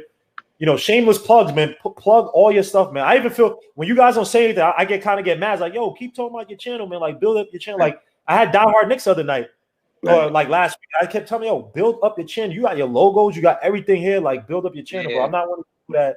Oh, don't say anything on my channel. It's like, dude, you on my channel. Like, it's not like Knicks fans gonna look at me like, yes, I'm going to go to Tri-Boro's channel. I'm never gonna come back to Guillermo. And the thing about it is that Triboro is a genius in terms of knowledge of rap stuff. If you like rap, the same thing with like Front Stoop. If you like you might like rap. Obviously, a lot of rap has been integrated into basketball and these sports. You're gonna sit and tell me that people who are not into rap wouldn't be into rap, basketball and vice versa? Like, come on, man. So, synergy. It's all combination. Front Stoop, go visit Die Hard Knicks podcast. Obviously, here Marquis Walker, go visit. I mean, come on, man. That ain't rap. You're on it now, but support, man. So like, come on, bro. Yeah. I think everybody got to pick up each other, man. A lot of people forget that, yo, you got to be humble, man. I don't care if I got 8 million views or whatever. I'm still going to be like, what up, Tri-Boro, what up? You know what I'm saying? Guillermo, you know what I'm saying? I'm still, like, it don't matter, man. Like, you got to, like, know where you at. You got to be grounded, man. You got to, like I said, that alter ego joint, nigga, check that out, man. You know what I'm saying? Craig G, I'm sorry. I'm definitely going to check that out, man. I got to check that. Yeah, it's really, really, really, really good album. It will ground you, you know what I'm saying? You'll be talking about it. You know what I'm saying? I like it, man. Everybody's pushing some underrated songs, everything that, I mean, let me say for me, I wasn't privy to some of these songs, man. I'm happy you guys pushed it out there, man. Yes. I'm glad we did this, man. You know what I mean? I'm really glad that we have, you know, thorough, actually, you know, genuine conversations, and that, you know, that people need to hear. And this is the hip hop that people really need to hear, you know what I'm saying? And like really gravitate towards, but you know what I'm saying? Because people we really passionate about our sports and our hip hop and vice versa and everything, and you know, in between, you know what I'm saying? So I love it. I like you guys, man. That's why I'm saying I keep with y'all, that, you know what I'm saying? Y'all good people, man. You too, bro. Same. Man. Same. It's all love, man. This guy Triboro. I know Triboro has something up his sleeve, man, because he has that. What you talking Brooklyn about? dudes, man. You can't trust old school Brooklyn dudes, man. I don't know what you talking about. That grimy, crimey, son. Greenville Project dudes, man. You know they about to rob you. What you talking about? You can tell Triboro Triboro got the orange box cutter from the 90s, man. You remember oh no! I had one of those too. Yeah, I found out. I remember my brother. I'm not gonna say whatever, but my brother used to have them, and I remember was I doing cutting up something? I was helping somebody with construction, something like that, helping somebody with boxes, something like that. And my head was like, yo, I asked my brother, like, yo, why you have so many these what's names? Like, you're not like construction. It's like, yo, mind your business, man. Then you find out, like, oh, okay, all right. I used to work at UPS. I carried them all the time. I used to sell them because I used to get them. Man. My brother ain't no UPS. I said, Yo, Brooklyn, man. Brooklyn ain't shit, man. Brooklyn. I love Brooklyn because it teaches you so much, man. Growing up, it's street smarts, man. Street smarts how to treat people too, man. That's one of these young kids are missing, man. You got respect for people, man, because you ain't trying to get yoked up, killed, or nothing. So you have to walk circumvently, man. You have to be careful, man. I miss the street smarts of Brooklyn, man. Trash, bro. My bad, brothers, we made it so far, man. We dodged police violence so far, black on black violence so far. We dodged a lot of bullets, man, so far, man. You know what I mean? So we gotta keep going, man. Everybody need to like keep developing passive income, learn from each other, support each other, man. That's it, man. Going forward, that's it. There ain't nothing else to it, man. And be honest. Like if I got, like you said, like somebody was saying earlier, I don't know if it was Freezie, but I think Freezie was saying if he got beef with somebody, he gotta talk to that person only. He's not gonna bring it up on a podcast with eight people on it. Like, you know what I mean? Trust me. Me and Guillermo know about that. So I came from a podcast where it was like that, and Guillermo came from that same type of situation. And salute to everybody in the world. Go and visit the Front Stoop podcast. It is all love. Yep. I like the Front Stoop. I ain't gonna lie. I'm tuned in. I ain't gonna lie. All day. Salute to the Front Stoop. Salute to the Front Stoop. I got love for everybody, just in case it gets word out. Because Triboro, I don't know Triboro. My name get thrown in shit that ain't got nothing to do with me. That's just my opinion. Hey, I got receipts. You know what hurts when you bring the receipts to the store. You know what I mean? They crumple up the receipt and throw it out, and you're like, what? That's how I feel. But you know what? Salute to everybody. Right. You know what I mean? Triboro's a good dude because I came to him about some stuff, and this dude don't know me like that, and he's all eyes is this dude solid dude, man. You can tell when dude's solid, where they at least give you a lending ear and see where you're coming from, and there's no incentive for them to do that. Exactly. Triboro don't know me I don't know Triboro like that. You know what I mean? And Triboro showed me love. We all get to know each other. Yeah, bro. This dude every time he's like, yo, when my stupid little YouTube channel. Yo, bro, you doing this shit. I remember sometimes we would do the games, there'd be 5 people in there. Simma, MH. Right. Outside of me and Triboro, it'll be like a few of us, but Triboro was always there talking ish, keep it alive. So salute to Tri-Boro for that, man. Like I got. Oh no, you can see that he's a genuine dude, man. And that's what I'm saying. Like I think when I met him, I met a couple other people too at the same time when I started doing this too. But I more gravitated towards him because he's a genuine dude. He's real. Like I got a tattoo on my arm. I got love, trust, loyalty, and honesty on my arm. I don't play around, man. Like I really abide by those things, and I can feel it in people's soul. And people talk to me in the way they look at me, man. I be like, okay, this dude's genuine. This dude's cool. I'm a rock with him.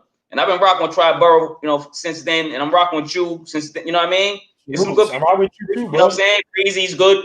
It's a lot of good people out there. You know what I mean? When I started checking out the stoop, it was Freezie and Guillermo from day one. We just clicked, and they just been the homies from day one. And when I found your channel, Marquis, it was the same way. So that's what it's about for me. It's not about like if I say my opinion and people don't like it. I'm like, well, you don't know me, so why does my opinion affect you that much? You're supposed to have an opinion. Like, are you missing sleep because of what I said? I don't get it. I was watching this show called Craig Smith. He's a comedian. It's a good show by the way. Craig Smith. Yeah, Craig. Yep, from All Def Digital. Funny. Funny. I love his show, bro. And it just reminded me of that thing you just talking about, Triboro, where this dude, one of the dudes he's on the show, he was like, he has a thing. He has like a radio show, but he brings artists on, right? And he said, "Yo, good or not, whatever, we're gonna sit there and critique you.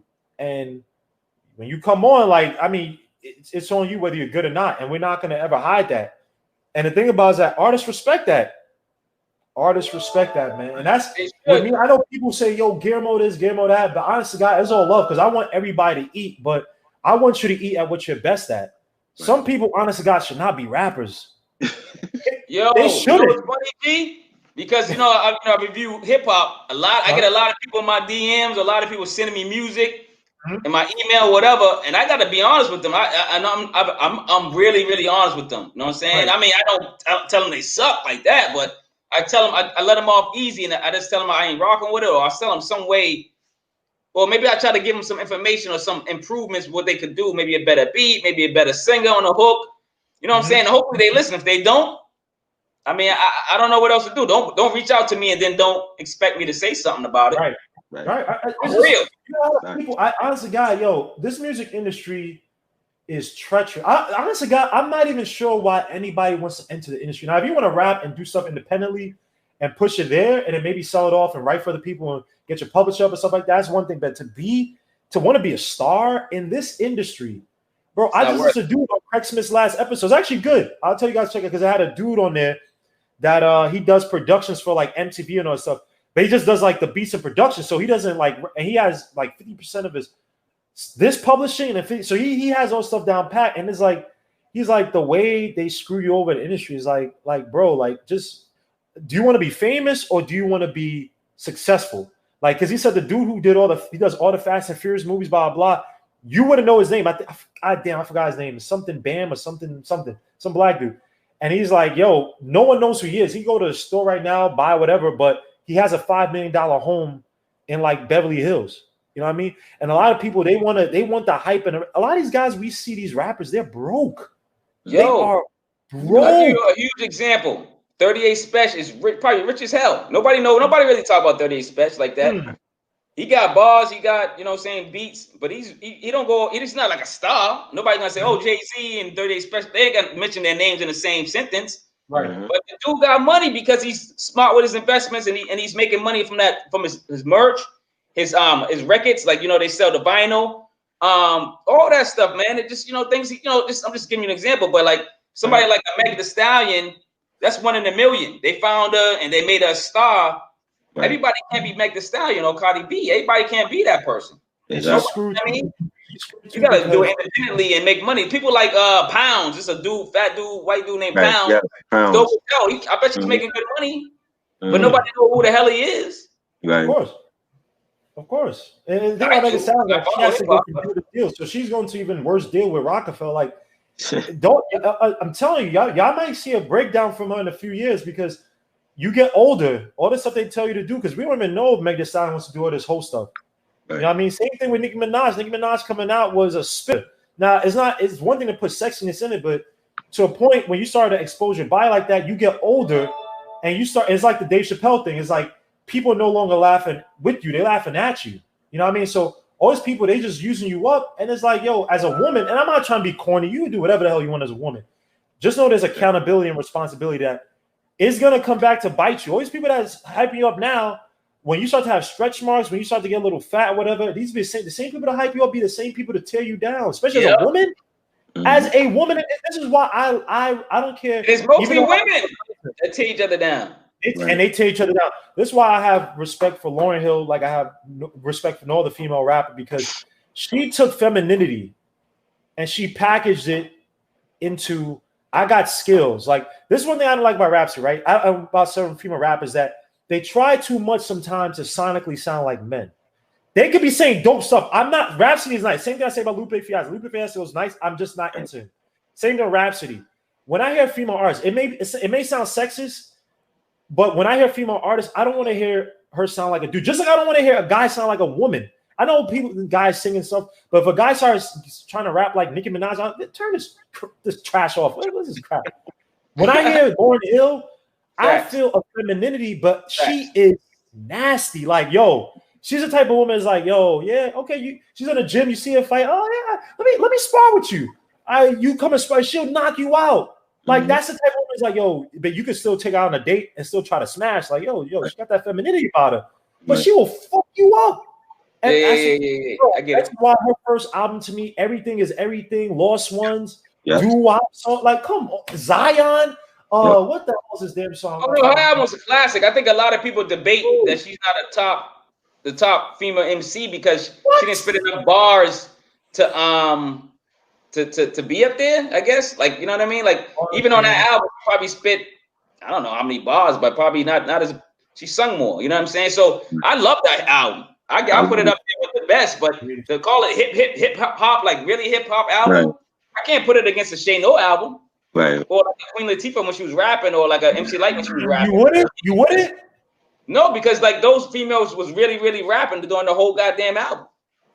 And they got more bars. They got more albums. Like you see, like how like Lauryn Hill. See, like Freezie put her in like his top 5. Like, I don't have a problem with that. I just feel like from like she had one album. I feel like if you put her in top 5 with one album, then what about Eve? What about Yo-Yo? What about you can't put it in top 5? Because I feel like they have like a larger body of work than Lauryn Hill. Yeah, you just can't.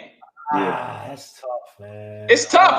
It's a debate. It's just tough. But it's about the work. It's about the work at the end of the day, man. If say, I'm just gonna say MC Light or Raw Digger or something, they got a lot of work, a lot of bars out there, and some quality stuff. They have a lot of stuff. Albums.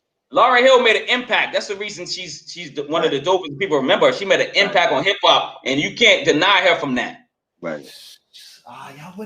Yo, this is killing me now, man. Damn. No, she made an impact. I'm just saying. I love her. She easily could be top 5. I just feel like if she's top 5 for one album, then Eve can't be in that conversation, or Yo-Yo or MC Light. You know what I'm saying? Because then you're taking away from them. Like Bombadilla got one classic album, but she not in nobody top 5. You know? The Boss got a nice album. Remember The Boss? Right. Like, Boss, I can't put her in the top 5. Then you got people like Jean Grey. You know what I'm saying? That's not a conversation. And she underrated. She always been underrated. You know what I'm saying? Yep. You got people like you said, Rod Digger. You know, there's so many other people. I'm forgetting so many. Mia X. You know what I mean? The Brat was like the first woman to go platinum, and she never talked about. You know, Missy. I think Missy got to be in top 5. I think where Lauren fell off, that's when Missy picked up that baton and ran with it in the 2000s. I give it up for Missy. I give it up for Missy. But Missy was like, she was a rapper, but she was like more of a, I don't know. She sang I don't know. She sang also, but she wasn't like she was mainstream. She wasn't like underground like how, you know, Heather B and Rod Digger was. You know what I'm saying? I'm sorry, I missed that. Down. Heather B was dope. Right, Heather B was dope. Yeah. Heather B with now she was swaying them. Yeah, she was dope. Yeah, she was good. I just feel like I don't know. I know you were talking about the Lauryn Hill stuff, man. It's just tough because I feel like I get it. Look, that album is not a pure hip hop album, a pure R&B album, but it's a mixture of both because she sang on songs and then she rapped. Like on Final Hour, she rapped, but then she sang on the chorus. You know what I'm saying? And like everything's everything again. how do you put that in rap then? How do y'all? Well, just like Drake. Well, how do you define Drake? Is he rap? Is he R&B? What is he? Depends on what album. Because he does all his albums. That's real talk, Marquis. That's real talk. No, I'm just being honest. Like, listen, I'm honest with anybody. I don't care if Drake don't have that one album where he's just singing. It's a mix of always rap and R&B. So what is he? Is he a fusion of both R&B and rap, or is he? What is he? What said Ladybug. Bill Cosby said Ladybug. Ladybug got more rap. She probably dope than Lauryn Hill. Ladybug. She's slept on too. She got solo albums, but nobody mentioned her in the conversation. Ladybug is dope, and she's dope. You know what I'm saying? So I feel like Lauryn Hill used that as like a weapon while she was rapping to kind of like overwhelm you with the talent. Like, I know it sounds me corny saying this, but it's like I feel like she used the femininity in the singing. Like Drake, to me, he's doing that because he just wants a hit. He wants to, like it's just shut up. I'm sorry, I don't care. No, I just can't stand Drake. But to me, Drake. There's like a rhyme and reason to it. Like there's like a strategy to why she's doing it. You know what I mean? And I felt like I don't know how to put it. It's just, you know, you hear her and I hear the singing. I get it. And I know there's songs on there where it's more singing than anything else, like X Factor, right? It's more of a singing. But the doo-wop song and like did Lost Ones have singing? Oh yeah, the chorus. You my ways. Right. I feel like that's like it's like a rapping thing because I feel like there's Max B, who I like Max B. I know people don't like him. I like Max B. I reviewed one of his albums recently. Yeah. Oh, you did? Yeah. I gotta see that. Of course, I fucking miss it. But because the Max B to me, I think he's underrated. In terms of his. We do the singing and rapping too. Yeah. But when he sings, you never feel like it's like you feel like when like he's rapping, like he's still rapping, like he's a rapper. Like you don't feel like because he got a lot of rapping, dude. His catalog got a lot of rapping, though. Right. That's what I'm saying. He got a lot of work with rap. Like you know what I mean? Like if you look at his catalog, it's a lot of rapping. Right. Lauryn Hill stopped. He just stopped. He wrote for bum ass Jim Jones. Even though Jim Jones, I like Jim Jones used to rap off beat, but that's another topic for another day. When he first came out, I like Jim Jones in the last album he came out with. Yeah, El Capo. Yeah, I like that album. Yeah, that was good. All right, with the Heatmakers? Yeah. What? You better go listen to that again. Oh, what's somebody? No, straight up, but it was a good album. I gotta listen. I never was a Jim Jones fan. Me neither. So when I heard that album, I said, "Yo, let me give it a chance." It's the Heatmakers. It took me a while to get into it. I like Jim Jones because on my way to church, and then he had Jim Jones rapping on beat. Like I just liked it. Like he had on the collapse or when he sang with Dipset, like he had oh my gosh. Yeah, Harlem. That was with Purple City. I know you're talking about. Oh, that was on Cameron's joint. Purple Haze. No, not Purple Haze. It was the group. Purple City. Purple City. Yeah, but he did Aguilar and Shice Bub. Yeah, and he did the I think it was a DJ Enough freestyle with Cameron and Joel Santana, where he was talking about at the end he's talking about his father. Jim Jones he had bars back then that were tough. Like it was like some deep stuff, but because Dipset had these stupid, big shirts or whatever, and all this other crap. Hold on, I'm gonna get the song and tell you I listen to it because they had a lot of beef, man. They what messed them up, man, was a lot of beef. They was beefing with Jay-Z. Like, oh, you can't beef with the biggest rapper in the world. What are you doing? No, it's like, come on, what are y'all?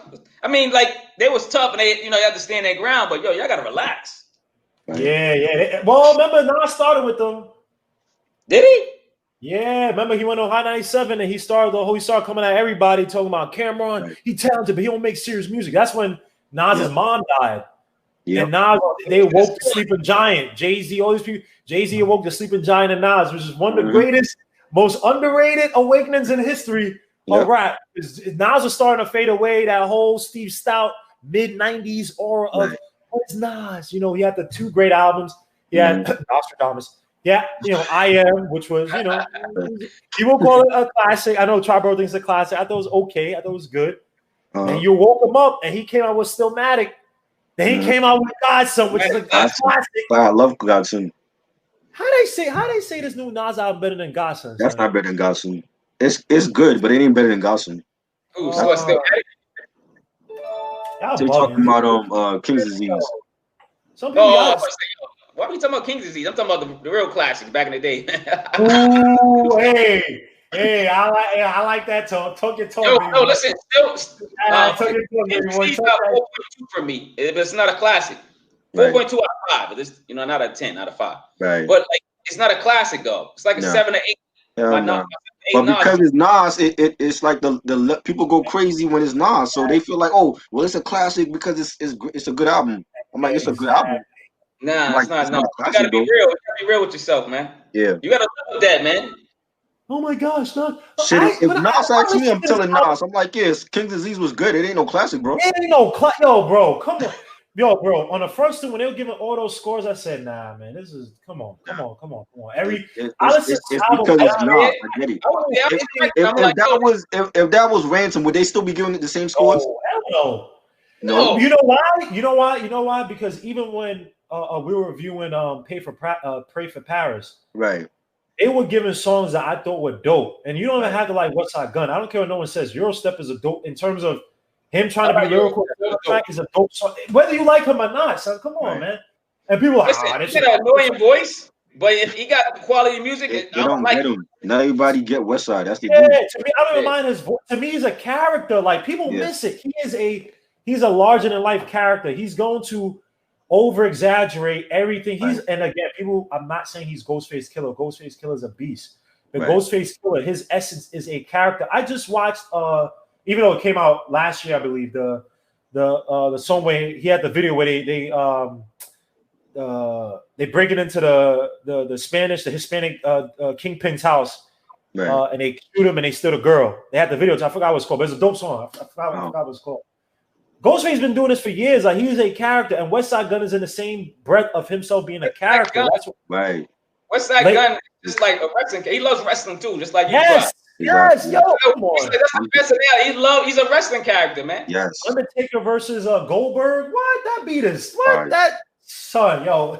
I don't want to hear anybody talk bad about. Just like that dude who called him once. He's like, yo, I don't like how y'all talking about West Side Gun, man. He got so pissed at us. And I was like, yo, I fucks with West Side Gun like 500 ounces. Nah, you can't tell me different. Versace. That's fire. I'm gonna give West Side his props. He just like. You know what I'm saying? But I'm still rocking. Like if I had to rock with like 2 out of the 3, I'm rocking with Benny and Conway. I think Benny Westside's a character. He got to be getting that dope production. Derringer. He be giving whack production to other people, but whatever. I ain't gonna anyway, but he's I get Whoa. Let's talk about Marquis. Which whack productions he be giving to people? Who just came out on it, and who he just signed? West Side Gun. Who did West Side Gun? Boldy James. Boldy James. Boldy James corny production on that last album. What? I liked it. I like what? Brick Van Exel. You didn't like that? I liked it. Boldy James' last album, man. Let's talk about it. You didn't like Boldy James' album, the Versace tapes? No, I didn't. Listen, I would have reviewed it if I liked it. I didn't like it at all, dude. I'm not saying all, but it was lower than my percentage for me to rate an album. Right. Wow. You like Bentiaga? What is it called? Bentiaga? Yeah. Dude, I can't. Listen, I ain't gonna listen to the album no more. Wow. Brick Van Exel? You like Brick Van Exel? I got it on. I'm in the house or something, chilling at somebody's house. This is my shit, yo. You bugging son. First time I Brick Van Exel, son. Nah, I gotta start listening to the song at home. Yo, I'm sorry. He gave him some whack beats. I think he promised Versace an album or something that he gave to Boldy James. I mean, I don't know. Oh, that's crazy. Come on, son. Terrible, man. Terrible.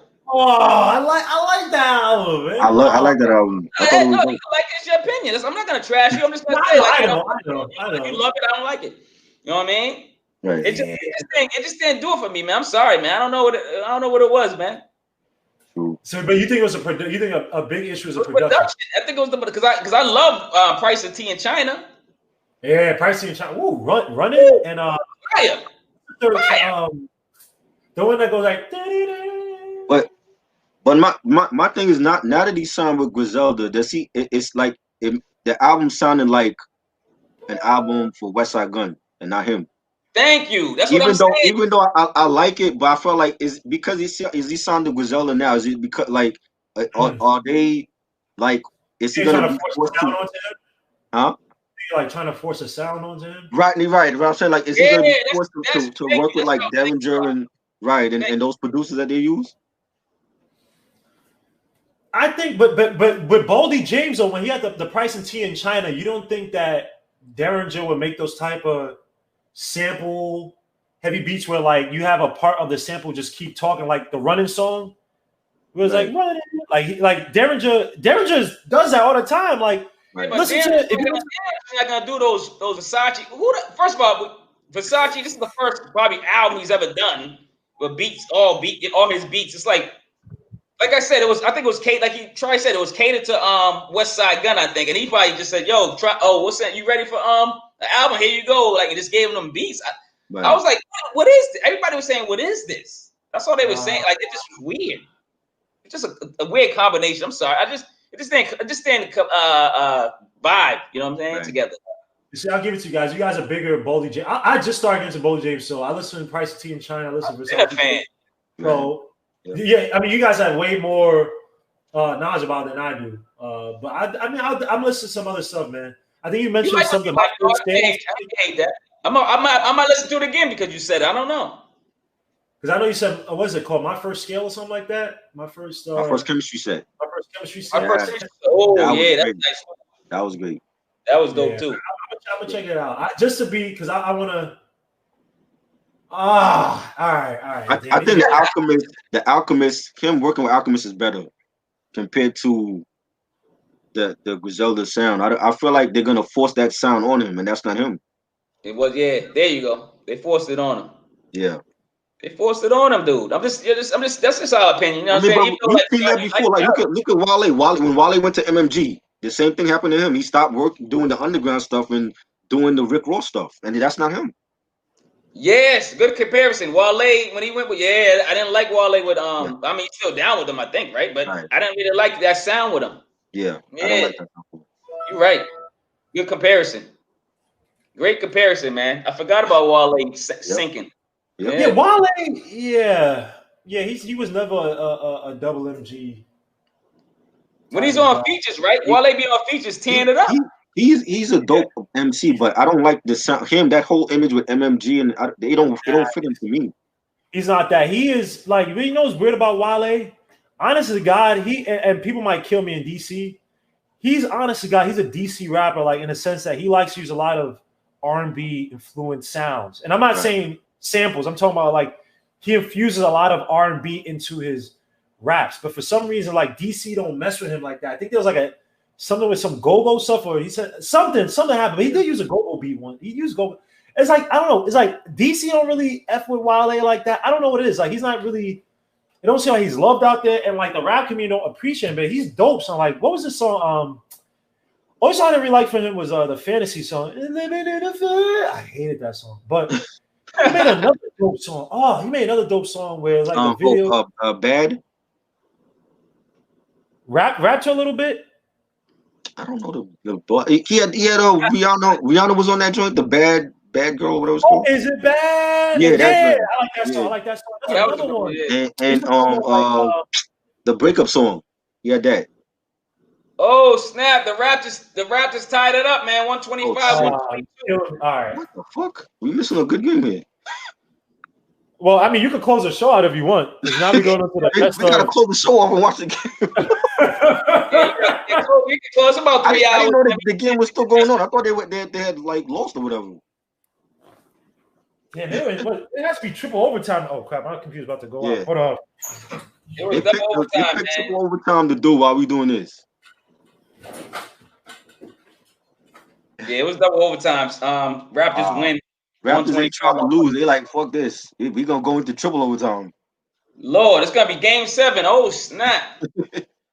They won. The Raptors won. Yeah. Oh shit. 125, 122. Double overtime. 3-3 now. Yo, Boston. I'm not sure on Boston, but the Celtics. if they let the Raptors come back and win this series, that would be a monumental collapse. It will be, man. It'd be really disappointing, man. I ain't gonna lie. Boston was we thought we was a shoo-in for the finals. I mean, so I don't know. I'm still picking Boston to win that series, but they can't let like Toronto come back in that series is crazy. They can't. Yeah. Oh my goodness, man. But you know things happen, man. Hopefully not, man. I'm a Lakers fan anyway, but I'll go for the green because I got the B hat on. You know what I mean? Right, true. They ain't playing the Lakers. I'll go for the Celtics. Oh boy. Guillermo just left. He's like, he said, bye. Damn. He's like, I'm good. I'm done. Did he leave?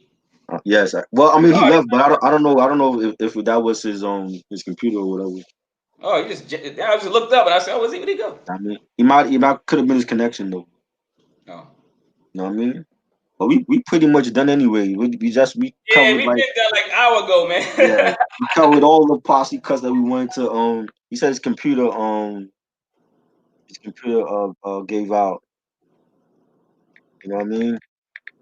Yeah, it's time for me to eat some food before I go to bed anyway, man. I gotta get up early anyway, so yeah. Yo, man, great conversation again, man. Great conversation, great collabs with everybody, great streaming, everybody on the chat.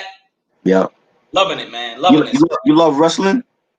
I do, but like I said, I'm not really into it like my boys are. I stopped watching it when it was like, Macho Man, Hulk Hogan days. Tomorrow, me and my homeboy doing a wrestling collection vid, like all of our box sets, DVD box sets. Oh, okay. So we're gonna do that. We're gonna do that live, like about 5 p.m. So like, if you available, you catch the stream or whatever. Yeah, I tap in. I put it on. I put it on my reminder. Yeah. So I've been wanting to do that. So I'm like, I finally like my homeboy got some time, so we're gonna do that tomorrow. And so Sam and everybody else, if y'all want to catch that, you can catch that at 5 p.m. We'll be on there just talking about like how we got into wrestling and our favorite matches and all that, favorite box sets and all that. So I'm tuned in. If I get set, I'm tuning in, man. Cool. The thing I got is I'm still doing reviews, man. I just did the Craig G one, Alter Ego. It's probably still download. Hopefully it downloaded already and it's on YouTube. So go check that out. I seen a notice for it. I think it came up. Oh, did it come up already? Okay, yeah, cool. I think I seen a notice for that. I'm saying Craig G, you got to listen to that album. You know what I'm saying? It's really dope. You know what I'm saying? So, and I'm just back, man. I'm feeling a little better. I still got the headaches and I still got the the weird stuff on my arms and my tingling. But I'm still going back to work and I'm trying to I'm taking medicine. So hopefully I'm feeling. When I feel better, I do reviews and I do stuff like this, man. You know what I'm saying? I feel stuff like that. But I'm still feeling weird. But you know what I'm saying? Hopefully the doctors. I'm gonna let the doctors take control and help me out. You know what I'm saying? So they're the masters. You know what I'm saying? So, but like I said, man, Tri-Boro, man, I appreciate it, man, for real, man. The content's great. Just like Freezie was saying, man, you're a dope dude, man. You know what I'm saying? You're keeping it humble, man. And I love it's great. It's great to be, you know what I'm saying, do this with you, you know what I'm saying? No doubt. All the time. It's always fun, man. This is fun for us. So anytime, you want to come on here or anybody, we could definitely do that. All right. Cool. Yeah. Yes. All right, man. When you get a chance, send this video. You know the deal, man. Oh yeah, I'm definitely send that to you. I'll be forgetting. I'm definitely gonna send that to you. Don't worry about it. Because know it takes like a day to go on yours, and then, I'm just getting used to all this stuff too. I'm starting to get used to this. I gotta start doing my own and start getting used to the screens and changing the screens and muting myself, all that stuff. I gotta get used to all that. Yeah, you should try like doing a live stream. You know what I'm saying? I know you got like a lot of your friends will definitely want to check that out. I'm gonna try one. I'm gonna try one and really get it program and tell people to come on it. Like that type of thing. Like we do. Like I'll definitely be on it. So you know what I mean? I'll try it out, man. I want to check with the master first. You the master, so I'm like watching you first. You know what I'm saying? I'm not a master. I'm just. And then then I learn. I gotta learn. You can learn from everybody. You learn from a damn janitor. You learn from a pig. You know what I'm saying? You learn from anybody. You know what I'm saying? So no doubt. You know what I mean? We gotta learn from each other, man. Thank you, Sam, Bill Cosby, everybody that tuned in. Appreciate the love. Keep supporting the channel. Subscribe, like, share, comment. Yeah, same here, man. Same here. I gotta get that wrestling vid tomorrow. That wrestling collection. I'm gonna showcase like maybe about 18 box sets. I got like a lot, so I'm gonna talk about like my favorite box sets and all that. But definitely check that out tomorrow at 5 p.m. You know what I'm saying? So. Yeah, I'm gonna try to tune in, man. I see how excited you are. I can see this in your genre right here, boy. I see this. I see the gleam in your eyes. I love a lot of things. It's just covering everything. But I love a lot of things, and I want to just cover like all the stuff I like besides music. So you know what I mean? Like, I wanted to talk about wrestling and fashion and all that. So I love it, man. I appreciate it, man. Yeah, for sure. Appreciate the passion. I see it in your eyes, and that's we definitely need to do. I got some other. We definitely need to. I know you love hats like I love hats, so we definitely need to do like a fitted collection of it or something. That's another one too.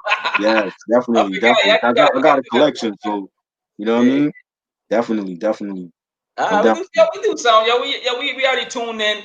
Yeah. And the world's tuned in, and you know what I'm saying, we're gonna get the people that, you know what I'm saying, that really genuinely love us and support us. And that's all we need, man. That makes me happy. Oh yeah. You know what I mean? No doubt. I don't need to be Puff. I could be underground. Facts. You know what I'm saying? Mm-hmm. Then they ain't have to tell us what to do. We just talk about whatever. Exactly. Facts. Mm-hmm. So no doubt, man. So this was fun. Appreciate it. Definitely support Marquis' channel as well, because he's a dope reviewer. I love his content on there. He talked about, like, you know, Griselda and Shay Noir and the Trust Gang. Definitely I love the new hip hop that's coming out. So definitely support his channel. Thank you. I appreciate it, brother. Yeah, no doubt. Same here, Tri-Boro. You know I support you, man. You know I'll be promoting you like crazy. No doubt. I appreciate it. I appreciate everybody, you know, checking it out, and you know, I love it, man. Definitely, I'll definitely support everybody else's podcasts and stuff that they doing. So true. You know what I mean? All right, brother. All right. I get up. I'm gonna hit you up later. All right, yeah. One love, man. Peace. All right, one love, man. Peace. All right. Later.